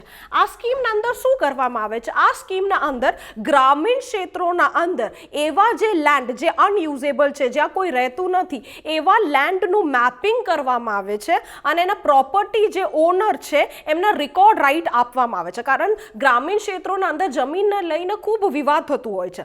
અને મુખ્યતઃ એવા ક્ષેત્રો જ્યાં કોઈ રહેતા ના હોય, જ્યાં કોઈ પણ પ્રકારનું કામગીરી ના થતા હોય, એવા વિવાદિત એવા ક્ષેત્રોને લઈને ખૂબ વિવાદ થાય છે. તો આવા જે જમીન છે એના મેપિંગ કરવામાં આવે છે. એના ટેકનોલોજીના માધ્યમથી, ડ્રોનનો ઉપયોગના માધ્યમથી એનું મેપિંગ કરવામાં આવે છે. અને જે ઓનર હોય છે, પ્રોપર્ટી ઓનર હોય છે, એના રેકોર્ડ રાઇટ આપવામાં આવે છે. એનાથી શું થશે? ફર્સ્ટ ઓફ ઓલ ગ્રામીણ ક્ષેત્રોના અંદર જે આયોજન બનાવવા માટે સરળતા હશે. ગ્રામ પંચાયતોનું જે પ્લાન હોય છે વિકાસ માટે, એને તમે વધારે બેટર કરી શકો છો. એના અંદર ક્વોલિટી તમે લાવી શકો છો. તો પ્લાનિંગ માટે એ મદદરૂપ થશે અને સરકારના આવક જે છે, રેવન્યુ જે છે, એ પણ વધશે આનાથી. તો આના માટે સરકાર દ્વારા સ્કીમ લોન્ચ કરવામાં આવી હતી. હવે આ બજેટના અંદર શું કરવામાં આવ્યું છે? આખા ભારતના અંદર આ સ્કીમને સરકાર દ્વારા શું કરવામાં આવ્યું છે? રોલ આઉટ કરવામાં આવ્યું છે. તો આપણે સ્વામિત્વ સ્કીમના અંદર કઈ પ્રકારનું ચેન્જ કરવામાં આવ્યું છે એ જોઈ લીધું છે. સેકન્ડ, સરકાર દ્વારા કુલ ખેતી માટે જે આવક આ બજેટના અંદર સરકાર દ્વારા અલોકેટ કરવામાં આવ્યું છે એ છે 16.5 લાખ કરોડ સરકાર દ્વારા ખેતી માટે આ બજેટના અંદર એલોકેટ કરવામાં આવ્યું છે. હવે નેક્સ્ટ, સરકાર દ્વારા rural infrastructure development fund, rural ગ્રામીણ ક્ષેત્રોના અંદર માળખાગત સંરચનાઓ માટે ઇન્ફ્રાસ્ટ્રક્ચર ડેવલપમેન્ટ ફંડ, ગ્રામીણ ક્ષેત્રોના અંદર માળખાગત સંરચનાઓ ઉપલબ્ધ કરાવવા માટે કે એના માટે સુવિધા કરવા માટે જે નિવેશ જરૂરી છે, નિવેશ માટે સરકાર દ્વારા એક સંસ્થા બનાવવામાં આવી હતી જેને RIDF કહેવામાં આવે છે, રૂરલ ઇન્ફ્રાસ્ટ્રક્ચર ડેવલપમેન્ટ ફંડ. આના માટે જે ફંડિંગ છે એ 30,000 કરોડથી વધારીને સરકાર દ્વારા 40,000 કરોડ કરવામાં આવ્યું છે. તો RIDF માટે જે ફંડિંગ છે એ 30,000થી વધારીને કેટલું કરવામાં આવ્યું છે? 40,000 કરોડ સરકાર દ્વારા આ બજેટના અંદર કરવામાં આવ્યું છે. સેકન્ડ છે માઇક્રો ઇરિગેશન ફંડ. સિંચાઈ માટે નાબાર્ડના અંદર અંદર એક ફંડની સ્થાપના કરવામાં આવી હતી, માઇક્રો ઇરિગેશન ફંડ, અને 5,000 કરોડથી આ ફંડનું શરૂઆત કરવામાં આવ્યું હતું. નાબાર્ડના અંદર 5,000 કરોડથી એક ફંડનું, સિંચાઈ માટે એક ફંડનું નિર્માણ કરવામાં આવ્યું હતું, માઇક્રો ઇરિગેશન ફંડ. હવે આ બજેટના અંદર આ જે માઇક્રો ઇરિગેશન ફંડ છે એને ડબલ કરવામાં આવ્યું છે અને ફરીથી 5,000 કરોડ આ જે બજેટ છે એના અંદર અલોકેટ કરવામાં આવ્યું છે. થર્ડ છે ઓપરેશન ગ્રીન. તમને ખબર હશે ગયા બજેટના અંદર સરકાર દ્વારા ઓપરેશન ગ્રીનની શરૂઆત કરવામાં આવ્યું હતું. શેના માટે? ટોપ માટે. શેના માટે? ટોપ માટે. એનું મતલબ ટોમેટો, પોટેટો અને ઓનિયન. ટોમેટો, પોટેટો અને ઓનિયન માટે સરકાર દ્વારા ઓપરેશન ગ્રીનનું શરૂઆત કરવામાં આવ્યું હતું. આ બજેટના અંદર આ જે ઓપરેશન ગ્રીન છે એ ફક્ત 3 વસ્તુઓ માટે નહીં પણ 22 વસ્તુઓ માટે, 22 પેરિશેબલ વસ્તુઓ માટે આને વિસ્તારિત કરવામાં આવ્યું છે. તો હવે ઓપરેશન ગ્રીન ફક્ત ટોપ માટે નહીં પણ 22 જે વસ્તુઓ છે એના માટે આ જે સ્કીમ છે ઓપરેશન ગ્રીન એને એક્સપાન્ડ કરવામાં આવ્યું છે. એના સિવાય સરકાર દ્વારા જે 1,000થી વધારે જે મંડીઓ છે એને APMC સાથે પણ આ બજેટના અંદર ઇન્ટિગ્રેટ કરવાનું શું કરવામાં આવ્યું છે? ઘોષણા કરવામાં આવ્યું છે. થર્ડ છે એગ્રીકલ્ચર ઇન્ફ્રાસ્ટ્રક્ચર ફંડ. જે છે એગ્રીકલ્ચર ઇન્ફ્રાસ્ટ્રક્ચર ફંડ, ખેતીના અંદર માળખાગત સંરચનાઓ ઉપલબ્ધ કરાવવા માટે એક ફંડનું નિર્માણ કરવામાં આવ્યું હતું જેનું નામ હતું એગ્રીકલ્ચરલ ઇન્ફ્રાસ્ટ્રક્ચર ફંડ. આ બજેટના અંદર સરકાર દ્વારા કહેવામાં આવ્યું છે કે APMCs જે છે, એગ્રીકલ્ચરલ જે માર્કેટ છે, APMCs જે છે આ ફંડના મદદથી એમનું ઇન્ફ્રાસ્ટ્રક્ચરલ ફેસિલિટી જે છે, માળખાગત સંરચનાઓ છે વિકસિત કરી શકે છે.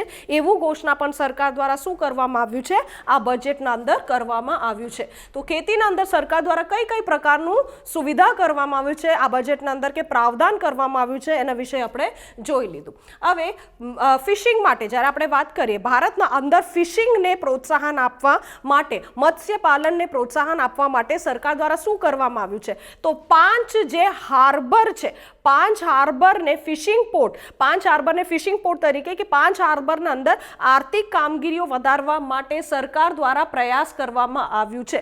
તો કઈ 5 હાર્બરને ફિશિંગ હાર્બર તરીકે સરકાર દ્વારા ઘોષિત કરવામાં આવ્યું છે અને આ ક્ષેત્રોના અંદર આર્થિક કામગીરીને પ્રોત્સાહન આપવામાં આવશે. તો 5 હાર્બરને ફિશિંગ હાર્બર કઈ હાર્બરને ફિશિંગ હાર્બર તરીકે ડિક્લેર કરવામાં આવ્યું છે? તો કોચી હાર્બરને, ચેન્નઈ હાર્બરને, વિશાખાપટ્ટનમ હાર્બરને, પેતુગાડ હાર્બરને અને પારાદીપ હાર્બરને ફિશિંગ હાર્બર તરીકે ઘોષિત કરવામાં કે વિકસાવવામાં આવશે. કોચી, ચેન્નઈ, વિશાખાપટ્ટનમ, પેતુગાડ અને પારાદીપ જે હાર્બર છે આ હાર્બર્સને ફિશિંગ હાર્બર તરીકે વિકસાવવામાં આવશે એવું ઘોષણા સરકાર દ્વારા શું કરવામાં આવ્યું છે? આ બજેટના અંદર કરવામાં આવ્યું છે. એના સિવાય તમિલનાડુના અંદર ધ્યાન રાખવાનું છે, એના સિવાય તમિલનાડુના અંદર મલ્ટીપર્પઝ સીવીડ પાર્કનું પણ નિર્માણ કરવામાં આવશે. મલ્ટીપર્પઝ સીવીડ પાર્કનું પણ નિર્માણ કરવામાં આવશે. ભારતના અંદર સીવીડ કલ્ટિવેશન આ ખૂબ જોરોશોરોથી ચાલુ છે એવું કહેવામાં આવે છે સરકાર દ્વારા. સીવીડનું મતલબ તમે લીલ જોયું હશે, લીલનું ઉત્પાદન, આ ભારતના અંદર લીલનું ઉત્પાદન જે છે એ લીલનું ઉત્પાદન વધી રહ્યું છે. તો આ ક્ષેત્રને પ્રોત્સાહન આપવા માટે સરકાર દ્વારા એક મલ્ટીપર્પઝ સીવીડ પાર્કનું નિર્માણ તમિલનાડુના અંદર કરવામાં આવશે. સીવીડની આપણે વાત કરીએ તો ખોરાક તરીકે પણ એનો ઉપયોગ કરવામાં આવે છે. અમુક કેન્સર ટ્રીટમેન્ટ્સના અંદર પણ સીવીડનો ઉપયોગ કરવામાં આવે છે. અમુક જે સ્કિન પ્રોડક્ટ્સ છે, સ્કિન પ્રોડક્ટ્સના અંદર પણ સીવીડનું ઉત્પાદન કરવામાં આવે છે. તો ગ્લોબલી, આંતરરાષ્ટ્રીય સ્તર પર, વૈશ્વિક સ્તર પર આપણે જોવા જઈએ તો સીવીડનું માર્કેટ ખૂબ સારું છે. તો જેના લીધે સરકાર દ્વારા નિર્ણય લેવામાં આવ્યું છે કે ભાઈ તમિલનાડુના અંદર આ જે ક્ષેત્ર છે એને પ્રોત્સાહન આપવા માટે મલ્ટીપર્પઝ સીવીડ પાર્કનું નિર્માણ કરવામાં આવશે. હવે નેક્સ્ટ છે કે માઇગ્રન્ટ લેબરર્સ માટે સરકાર દ્વારા શું વ્યવસ્થા કરવામાં આવ્યું છે? તો સરકાર દ્વારા માઇગ્રન્ટ લેબરર્સ માટે એક પોર્ટલ બનાવવામાં આવે છે. સરકારે નિર્ણય લીધું છે કે જેટલા પણ લેબરર્સ છે, જેટલા પણ અનઓર્ગેનાઇઝડ અસંગઠિત ક્ષેત્રના અંદર જે કામગારો કામ કરે છે, અસંગઠિત ક્ષેત્રના અંદર જે કામગારો કામ કરે છે અને જે માઇગ્રન્ટ લેબરર્સ છે, જે માઇગ્રન્ટ લેબરર્સ છે, એ માઇગ્રન્ટ લેબરર્સ માટે સરકાર દ્વારા એક પોર્ટલ બનાવવામાં આવશે. સરકાર દ્વારા શું બનાવવામાં આવશે? એક પોર્ટલ બનાવવામાં આવશે જેનાથી એમના કોઈ પણ પ્રકારની સ્વાસ્થ્યની સુવિધા ઉપલબ્ધ કરાવવાનું હોય, સોશિયલ સિક્યુરિટી ઉપલબ્ધ, સામાજિક સુરક્ષા ઉપલબ્ધ કરાવવાનું હોય, એમના સ્કિલ માટે કામ કરવાનું હોય, એમના ક્રેડિટ લોન આપવાનું હોય, તો એમના માટે એક ઇન્ફોર્મેશન સરકાર જોડે ઉપલબ્ધ રહે એના માટે સરકાર દ્વારા પોર્ટલ બનાવવામાં આવશે જેનાથી આ બધા સુવિધા, ફોર એક્ઝામ્પલ ફૂડ સબસિડી આપવાનું હોય, એમના લોન આપવાનું હોય, એમને સ્કિલ ટ્રેનિંગ માટે સરકાર દ્વારા કોઈ યોજના બનાવવાનું હોય, તો આ બધા માટે એક પોર્ટલ જરૂરી છે. તો આ પોર્ટલ બનાવવાનું નિર્ણય પણ સરકાર દ્વારા લેવામાં આવ્યું છે. અને સ્ટેન્ડઅપ ઇન્ડિયાના હેઠળ મહિલાઓ, SC અને STને જે લોન આપવામાં આવે છે અને એ જે લોનનું માર્જિન હતું જે 25% હતું એને ઘટાડીને 15% કરવામાં આવ્યું છે. અને આ જ લોન જે છે એ સ્ટાર્ટઅપ ઇન્ડિયાના હેઠળ ખેતીના સંદર્ભિત જેટલા પણ સેક્ટર્સ છે એમને પણ આપવામાં આવશે એવું નિર્ણય પણ લેવામાં આવ્યું છે. તો સ્ટેન્ડઅપ ઇન્ડિયાના હેઠળ SC, ST અને મહિલાઓને જે લોન આપવામાં આવતું હતું એનું માર્જિન 25%થી ઘટાડીને 15% કરવામાં આવ્યું છે. અને આ જ લોનની સુવિધા ખેતી સંબંધિત ક્ષેત્રોને પણ ઉપલબ્ધ થશે એવી ઘોષણા પણ સોને દ્વારા કરવામાં આવ્યું છે, સરકાર દ્વારા કરવામાં આવ્યું છે. હવે શિક્ષણની ક્ષેત્રની આપણે વાત કરીએ તો સરકાર દ્વારા બજેટના અંદર શું પ્રાવધાન કરવામાં આવ્યું છે? તો સરકાર દ્વારા કહેવામાં આવ્યું છે કે 100 સૈનિક સ્કૂલનું નિર્માણ કરવામાં આવશે. કેટલા સૈનિક સ્કૂલનું નિર્માણ કરવામાં આવશે? 100 સૈનિક સ્કૂલનું નિર્માણ કરવામાં આવશે. NGO, પ્રાઇવેટ સ્કૂલ અને રાજ્યોના મદદથી, એનું મતલબ છે NGO, પ્રાઇવેટ સ્કૂલ અને રાજ્યોના મદદથી 100 સૈનિક સ્કૂલનું નિર્માણ કરવામાં આવશે એવું ઘોષણા બજેટના અંદર કરવામાં આવ્યું છે. એના સિવાય ગયા બજેટના અંદર અને જે નવી શિક્ષણ નીતિ છે એના અંદર પણ શિક્ષણને રેગ્યુલેટ કરવા માટે એક સંસ્થાનું નિર્માણનું વાત કરવામાં આવ્યું છે જેનું નામ છે હાયર એજ્યુકેશન કમિશન. તો સરકાર દ્વારા કહેવામાં આવ્યું છે આ બજેટના અંદર કે એ સંસ્થાનું નિર્માણ માટે સરકાર દ્વારા સંસદમાં આ બિલ મૂકવામાં આવશે. હાયર એજ્યુકેશન કમિશનની સ્થાપના કરવા માટે સરકાર દ્વારા આ સત્રના અંદર સંસદમાં શું મૂકવામાં આવશે? બિલ મૂકવામાં આવશે એવું પણ આ બજેટના અંદર કહેવામાં આવ્યું છે. અને ઇમ્પોર્ટન્ટ કે લદ્દાખ ક્ષેત્રના અંદર એજ્યુકેશનને પ્રોત્સાહન આપવા માટે લેહના અંદર કેન્દ્રીય યુનિવર્સિટીનું નિર્માણ કરવામાં આવશે. લદ્દાખ ક્ષેત્રના અંદર શિક્ષણને પ્રોત્સાહન આપવા માટે લેહમાં એક કેન્દ્રીય યુનિવર્સિટીનું નિર્માણ કરવામાં આવશે એવું નિર્ણય પણ આ બજેટના અંદર લેવામાં આવ્યું છે. હવે સ્કિલની વાત કરીએ તો સ્કિલ ડેવલપમેન્ટ માટે સરકાર દ્વારા શું પ્રયાસ કરવામાં આવ્યું છે કે આ બજેટના અંદર સ્કિલ માટે શું પ્રાવધાન કરવામાં આવ્યું છે? તો નેશનલ એપ્રેન્ટિસશિપ ટ્રેનિંગ સ્કીમ, આ ફોર એક્ઝામ્પલ જે ડિપ્લોમા હોલ્ડર્સ છે, એન્જિનિયરિંગના અંદર જે ડિપ્લોમા ધરાવે છે કે એન્જિનિયરિંગ ક્ષેત્રના અંદર જે ગ્રેજ્યુએશન ડિગ્રી ધરાવે છે, આ લોકો એમના શિક્ષણ પૂરું થતાં એમના માટે એક એપ્રેન્ટિસશિપ ટ્રેનિંગ પ્રોગ્રામ જે છે સરકાર દ્વારા ચલાવવામાં આવે છે. આ જે પ્રોગ્રામ છે જેને નેશનલ એપ્રેન્ટિસશિપ ટ્રેનિંગ સ્કીમ કહેવામાં આવે છે, આ આખું ટ્રેનિંગ સ્કીમનું જે સંરચના છે એ બદલવામાં આવશે એવું ઘોષણા સરકાર દ્વારા કહેવામાં આવ્યું છે. અને આના માટે સરકાર દ્વારા 3000 કરોડ રૂપિયા આપવામાં આવશે. 3000 કરોડ આપવામાં આવશે એવું ઘોષણા સરકાર દ્વારા કરવામાં આવ્યું છે. એના સિવાય સરકાર દ્વારા એવું પણ કહેવામાં આવ્યું છે કે ભાઈ UAE સાથે પાર્ટનરશિપ કરવામાં આવશે. એનું મતલબ છે જે સ્કિલ એસેસમેન્ટ છે અને જે સ્કિલનું ક્વોલિફિકેશન છે એના માટે એક બેન્ચમાર્ક સેટ કરવા માટે, એનું મતલબ છે કે ભાઈ સ્કિલ એસેસ કરવા માટે સ્કિલ એસેસમેન્ટ અને સ્કિલ ક્વોલિફિકેશન માટે સ્કિલ એસેસમેન્ટ અને સ્કિલ ક્વોલિફિકેશન માટે એક બેન્ચમાર્ક સેટ કરવામાં આવશે. તો એના માટે UAE સાથે શું કરવામાં આવ્યું છે? પાર્ટનરશિપ ભારત સરકાર દ્વારા કરવામાં આવે છે એવું ઘોષણા પણ આ બજેટના અંદર કરવામાં આવ્યું છે. એના સિવાય સરકાર દ્વારા જે ઘોષણા કરવામાં આવ્યું છે એ છે કે ભારત અને જાપાન વચ્ચે ટ્રેનિંગ ઇન્ટર ટ્રેનિંગ પ્રોગ્રામનું શરૂઆત કરવામાં આવશે. Training inter training programme TITP Bharat અને જાપાન વચ્ચે સ્કિલને લઈને એક પ્રોગ્રામ ચાલુ કરવામાં આવશે જેનું નામ છે TITP training inter training programme. એના અંદર જાપાનના જે ઉદ્યોગો છે એના અંદર જે સ્કિલ છે અને જાપાન જોડે જે વોકેશનલ સ્કિલ છે એ ભારતીય ઇન્ડસ્ટ્રીયલ વર્કર્સને ઉપલબ્ધ થાય, ટ્રાન્સફર થાય, એના માટે ભારતે જાપાન જોડે શું કર્યું છે? આ પાર્ટનરશિપ કર્યું છે. તો ભારતના ઇન્ડસ્ટ્રીયલ વર્કર્સ જે છે ત્યાં ઉદ્યોગોના અંદર કામ કરતા જે કામગારો છે અને જે વોકેશનલ સ્કિલ જાપાનના અંદર આપવામાં આવે છે એ ભારતના અંદર પણ એ સ્કિલ આવે, ભારતીય ઇન્ડસ્ટ્રીયલ વર્કર્સના જોડે પણ એ સ્કિલ આવે. એના માટે સરકાર દ્વારા જાપાન સરકાર સાથે શું કરવામાં આવ્યું છે? કોલેબોરેશન કરવામાં આવ્યું છે જેનું નામ છે TITP training inter training programme. હવે આપણે જોવાનું છે કે નવીનીકરણ માટે, ઇનોવેશન માટે સરકાર દ્વારા કઈ પ્રકારનું પ્રયાસ કરવામાં આવ્યું છે. હવે આપણે જોવાનું છે કે નવીનીકરણના અંદર સરકાર દ્વારા કઈ પ્રકારનું પ્રયાસો કરવામાં આવ્યું છે. તો જ્યારે નવીનીકરણની વાત કરીએ તો પ્રથમ પ્રયાસ જે સરકાર દ્વારા કરવામાં આવ્યું છે કે national language translation mission NLTM આનું શરૂઆત કરવામાં આવ્યું છે. National language translation mission. આ મિશન શાના માટે છે? સરકારી જે નીતિઓ છે અને સરકારનું શાસનને લઈને જેટલા પણ માહિતી છે, જેટલા પણ ઇન્ફોર્મેશન છે એ ઇન્ટરનેટ પર બધી જ ભારતીય ભાષાઓમાં ઉપલબ્ધ રહે એના માટે પ્રયત્ન આ મિશનના હેઠળ કરવામાં આવશે. તો NLTMના અંદર સરકાર દ્વારા સરકારની જેટલી પણ નીતિઓ છે, સરકારના શાસનને લઈને જેટલા પણ માહિતીઓ છે એ માહિતીઓ ઇન્ટરનેટ પર બધી જ ભારતીય ભાષાઓમાં ઉપલબ્ધ રહેશે. એના માટે NLTMનું શરૂઆત કરવામાં આવ્યું છે. એવી જ રીતે NSIL the new space India limited આ ડિપાર્ટમેન્ટ ઓફ સ્પેસના હેઠળ આવતું એક સંસ્થા છે. ડિપાર્ટમેન્ટ ઓફ સ્પેસના હેઠળ આવતું એક સંસ્થા છે NSIL the new space India limited. આ સંસ્થા દ્વારા બ્રાઝિલ માટે એક એમેઝોનિયન સેટેલાઇટ અન્ય ભારતીય સેટેલાઇટો સાથે લોન્ચ કરવામાં આવશે એવું ઘોષણા પણ સરકાર દ્વારા કરવામાં આવ્યું છે. આ સંસ્થા દ્વારા બ્રાઝિલના એમેઝોનિયન સેટેલાઇટ અમુક ભારતીય સેટેલાઇટો સાથે છોડવામાં આવશે એવું ઘોષણા કરવામાં આવ્યું છે અને એ PSLV CS51ના મદદથી છોડવામાં આવશે. PSLV CS51ના મદદથી છોડવામાં આવશે એવું ઘોષણા સરકાર દ્વારા કરવામાં આવ્યું છે. અને અંદર એના સિવાય મિનિમમ ગવર્નન્સ મેક્સિમમ ગવર્નન્સ અંદર સરકાર દ્વારા કઈ કઈ પ્રયાસ કરવામાં આવ્યું છે. ફર્સ્ટ છે કે હવે આ વર્ષના અંદર જે બજેટ એક્સપેન્ડિચર છે જે કુલ સરકાર દ્વારા ખર્ચ કરવામાં આવશે એ છે 34.83 લાખ કરોડ જે ગયા વર્ષ કરતાં 34.5% વધારે છે.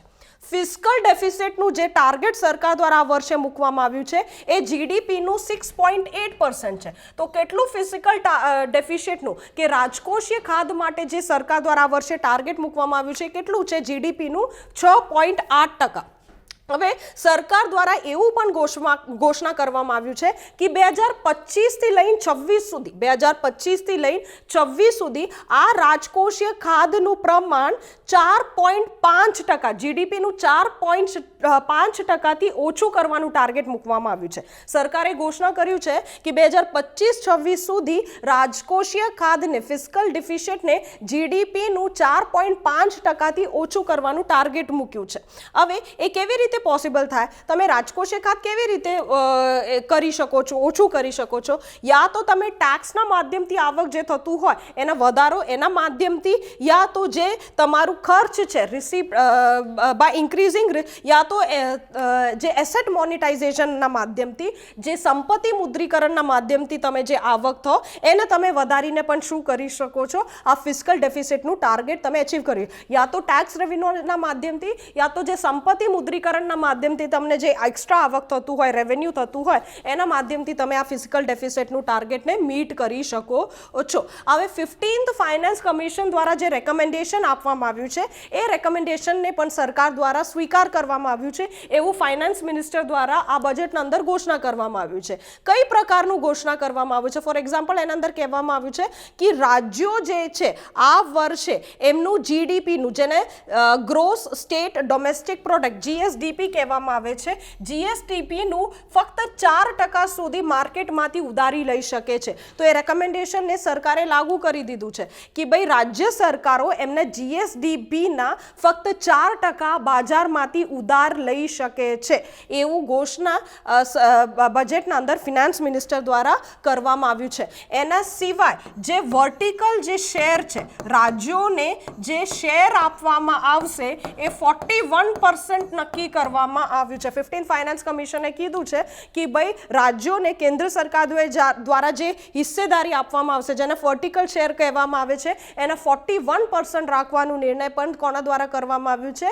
નાણાકીય મંત્રી દ્વારા કરવામાં આવ્યું છે આ બજેટના અંદર. હવે નેક્સ્ટ ટેક્સના અંદર સરકાર દ્વારા બજેટના અંદર કઈ કઈ મુખ્ય પ્રાવધાન છે જે આપણે જાણવું જરૂરી છે.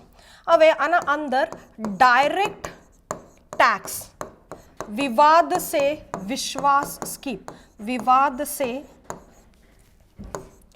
विश्वास स्कीम, डायरेक्ट टैक्स विवाद से विश्वास scheme.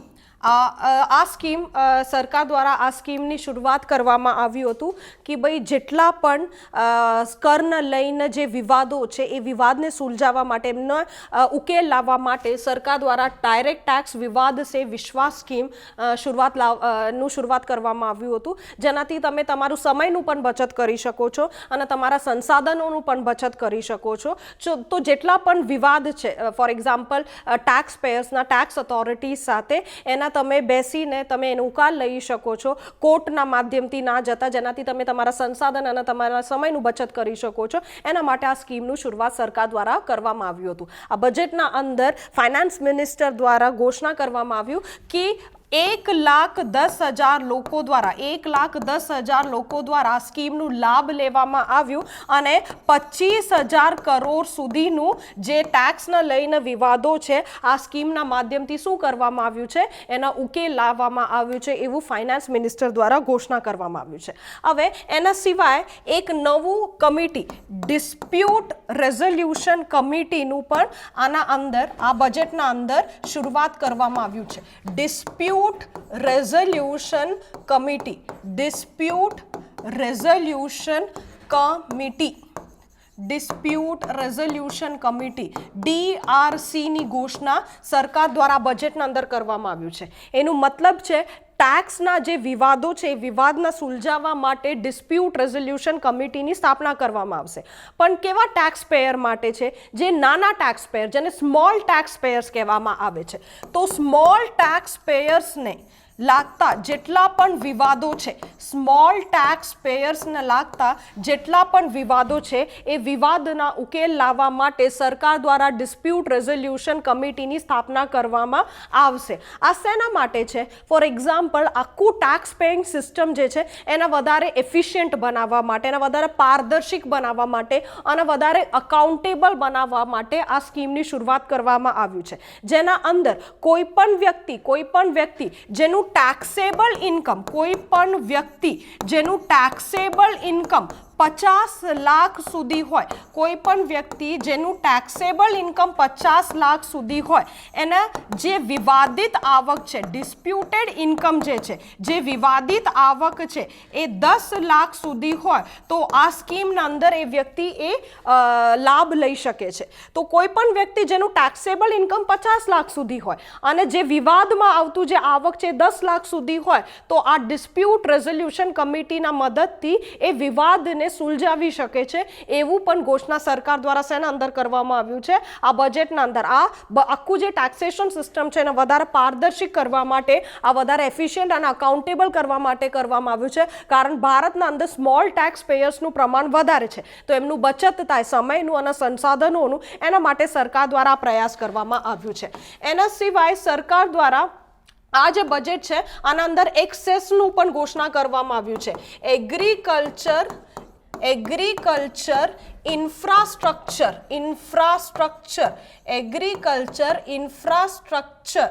Development cess, agriculture infrastructure development cess, AIDCનું પણ ઘોષણા કરવામાં આવ્યું છે. સરકાર દ્વારા આ બજેટના અંદર એગ્રીકલ્ચર ક્ષેત્રના અંદર, કૃષિ ક્ષેત્રના અંદર જે માળખાગત સંરચનાઓને લઈને જે તકલીફ છે, તકલીફને દૂર કરવા માટે એવું ઘોષણા કરવામાં આવ્યું છે કે અમુક જે વસ્તુઓ છે એ અમુક વસ્તુઓનો ઉપર એક સેસ લેવામાં આવશે, જેને એગ્રીકલ્ચર ઇન્ફ્રાસ્ટ્રક્ચર ડેવલપમેન્ટ સેસ કહેવામાં આવશે. એવું ઘોષણા પણ સરકાર દ્વારા બજેટના અંદર કરવામાં આવ્યું છે. તો ઓવરઓલ બજેટ આપણે જોઈ લીધું છે કઈ કઈ ક્ષેત્રના અંદર સરકાર દ્વારા કઈ કઈ પ્રાવધાન કરવામાં આવ્યું છે, કઈ કઈ નવું સ્કીમો લોન્ચ કરવામાં આવ્યું છે, સરકારનું પ્રયાસ શેના તરફ છે, એ બધા વિષય આપણે જોઈ લીધું છે. તો આ જો લેક્ચર તમને સારું લાગ્યું હોય તો લાઈક કરજો અને શેર કરજો. Thank you so much.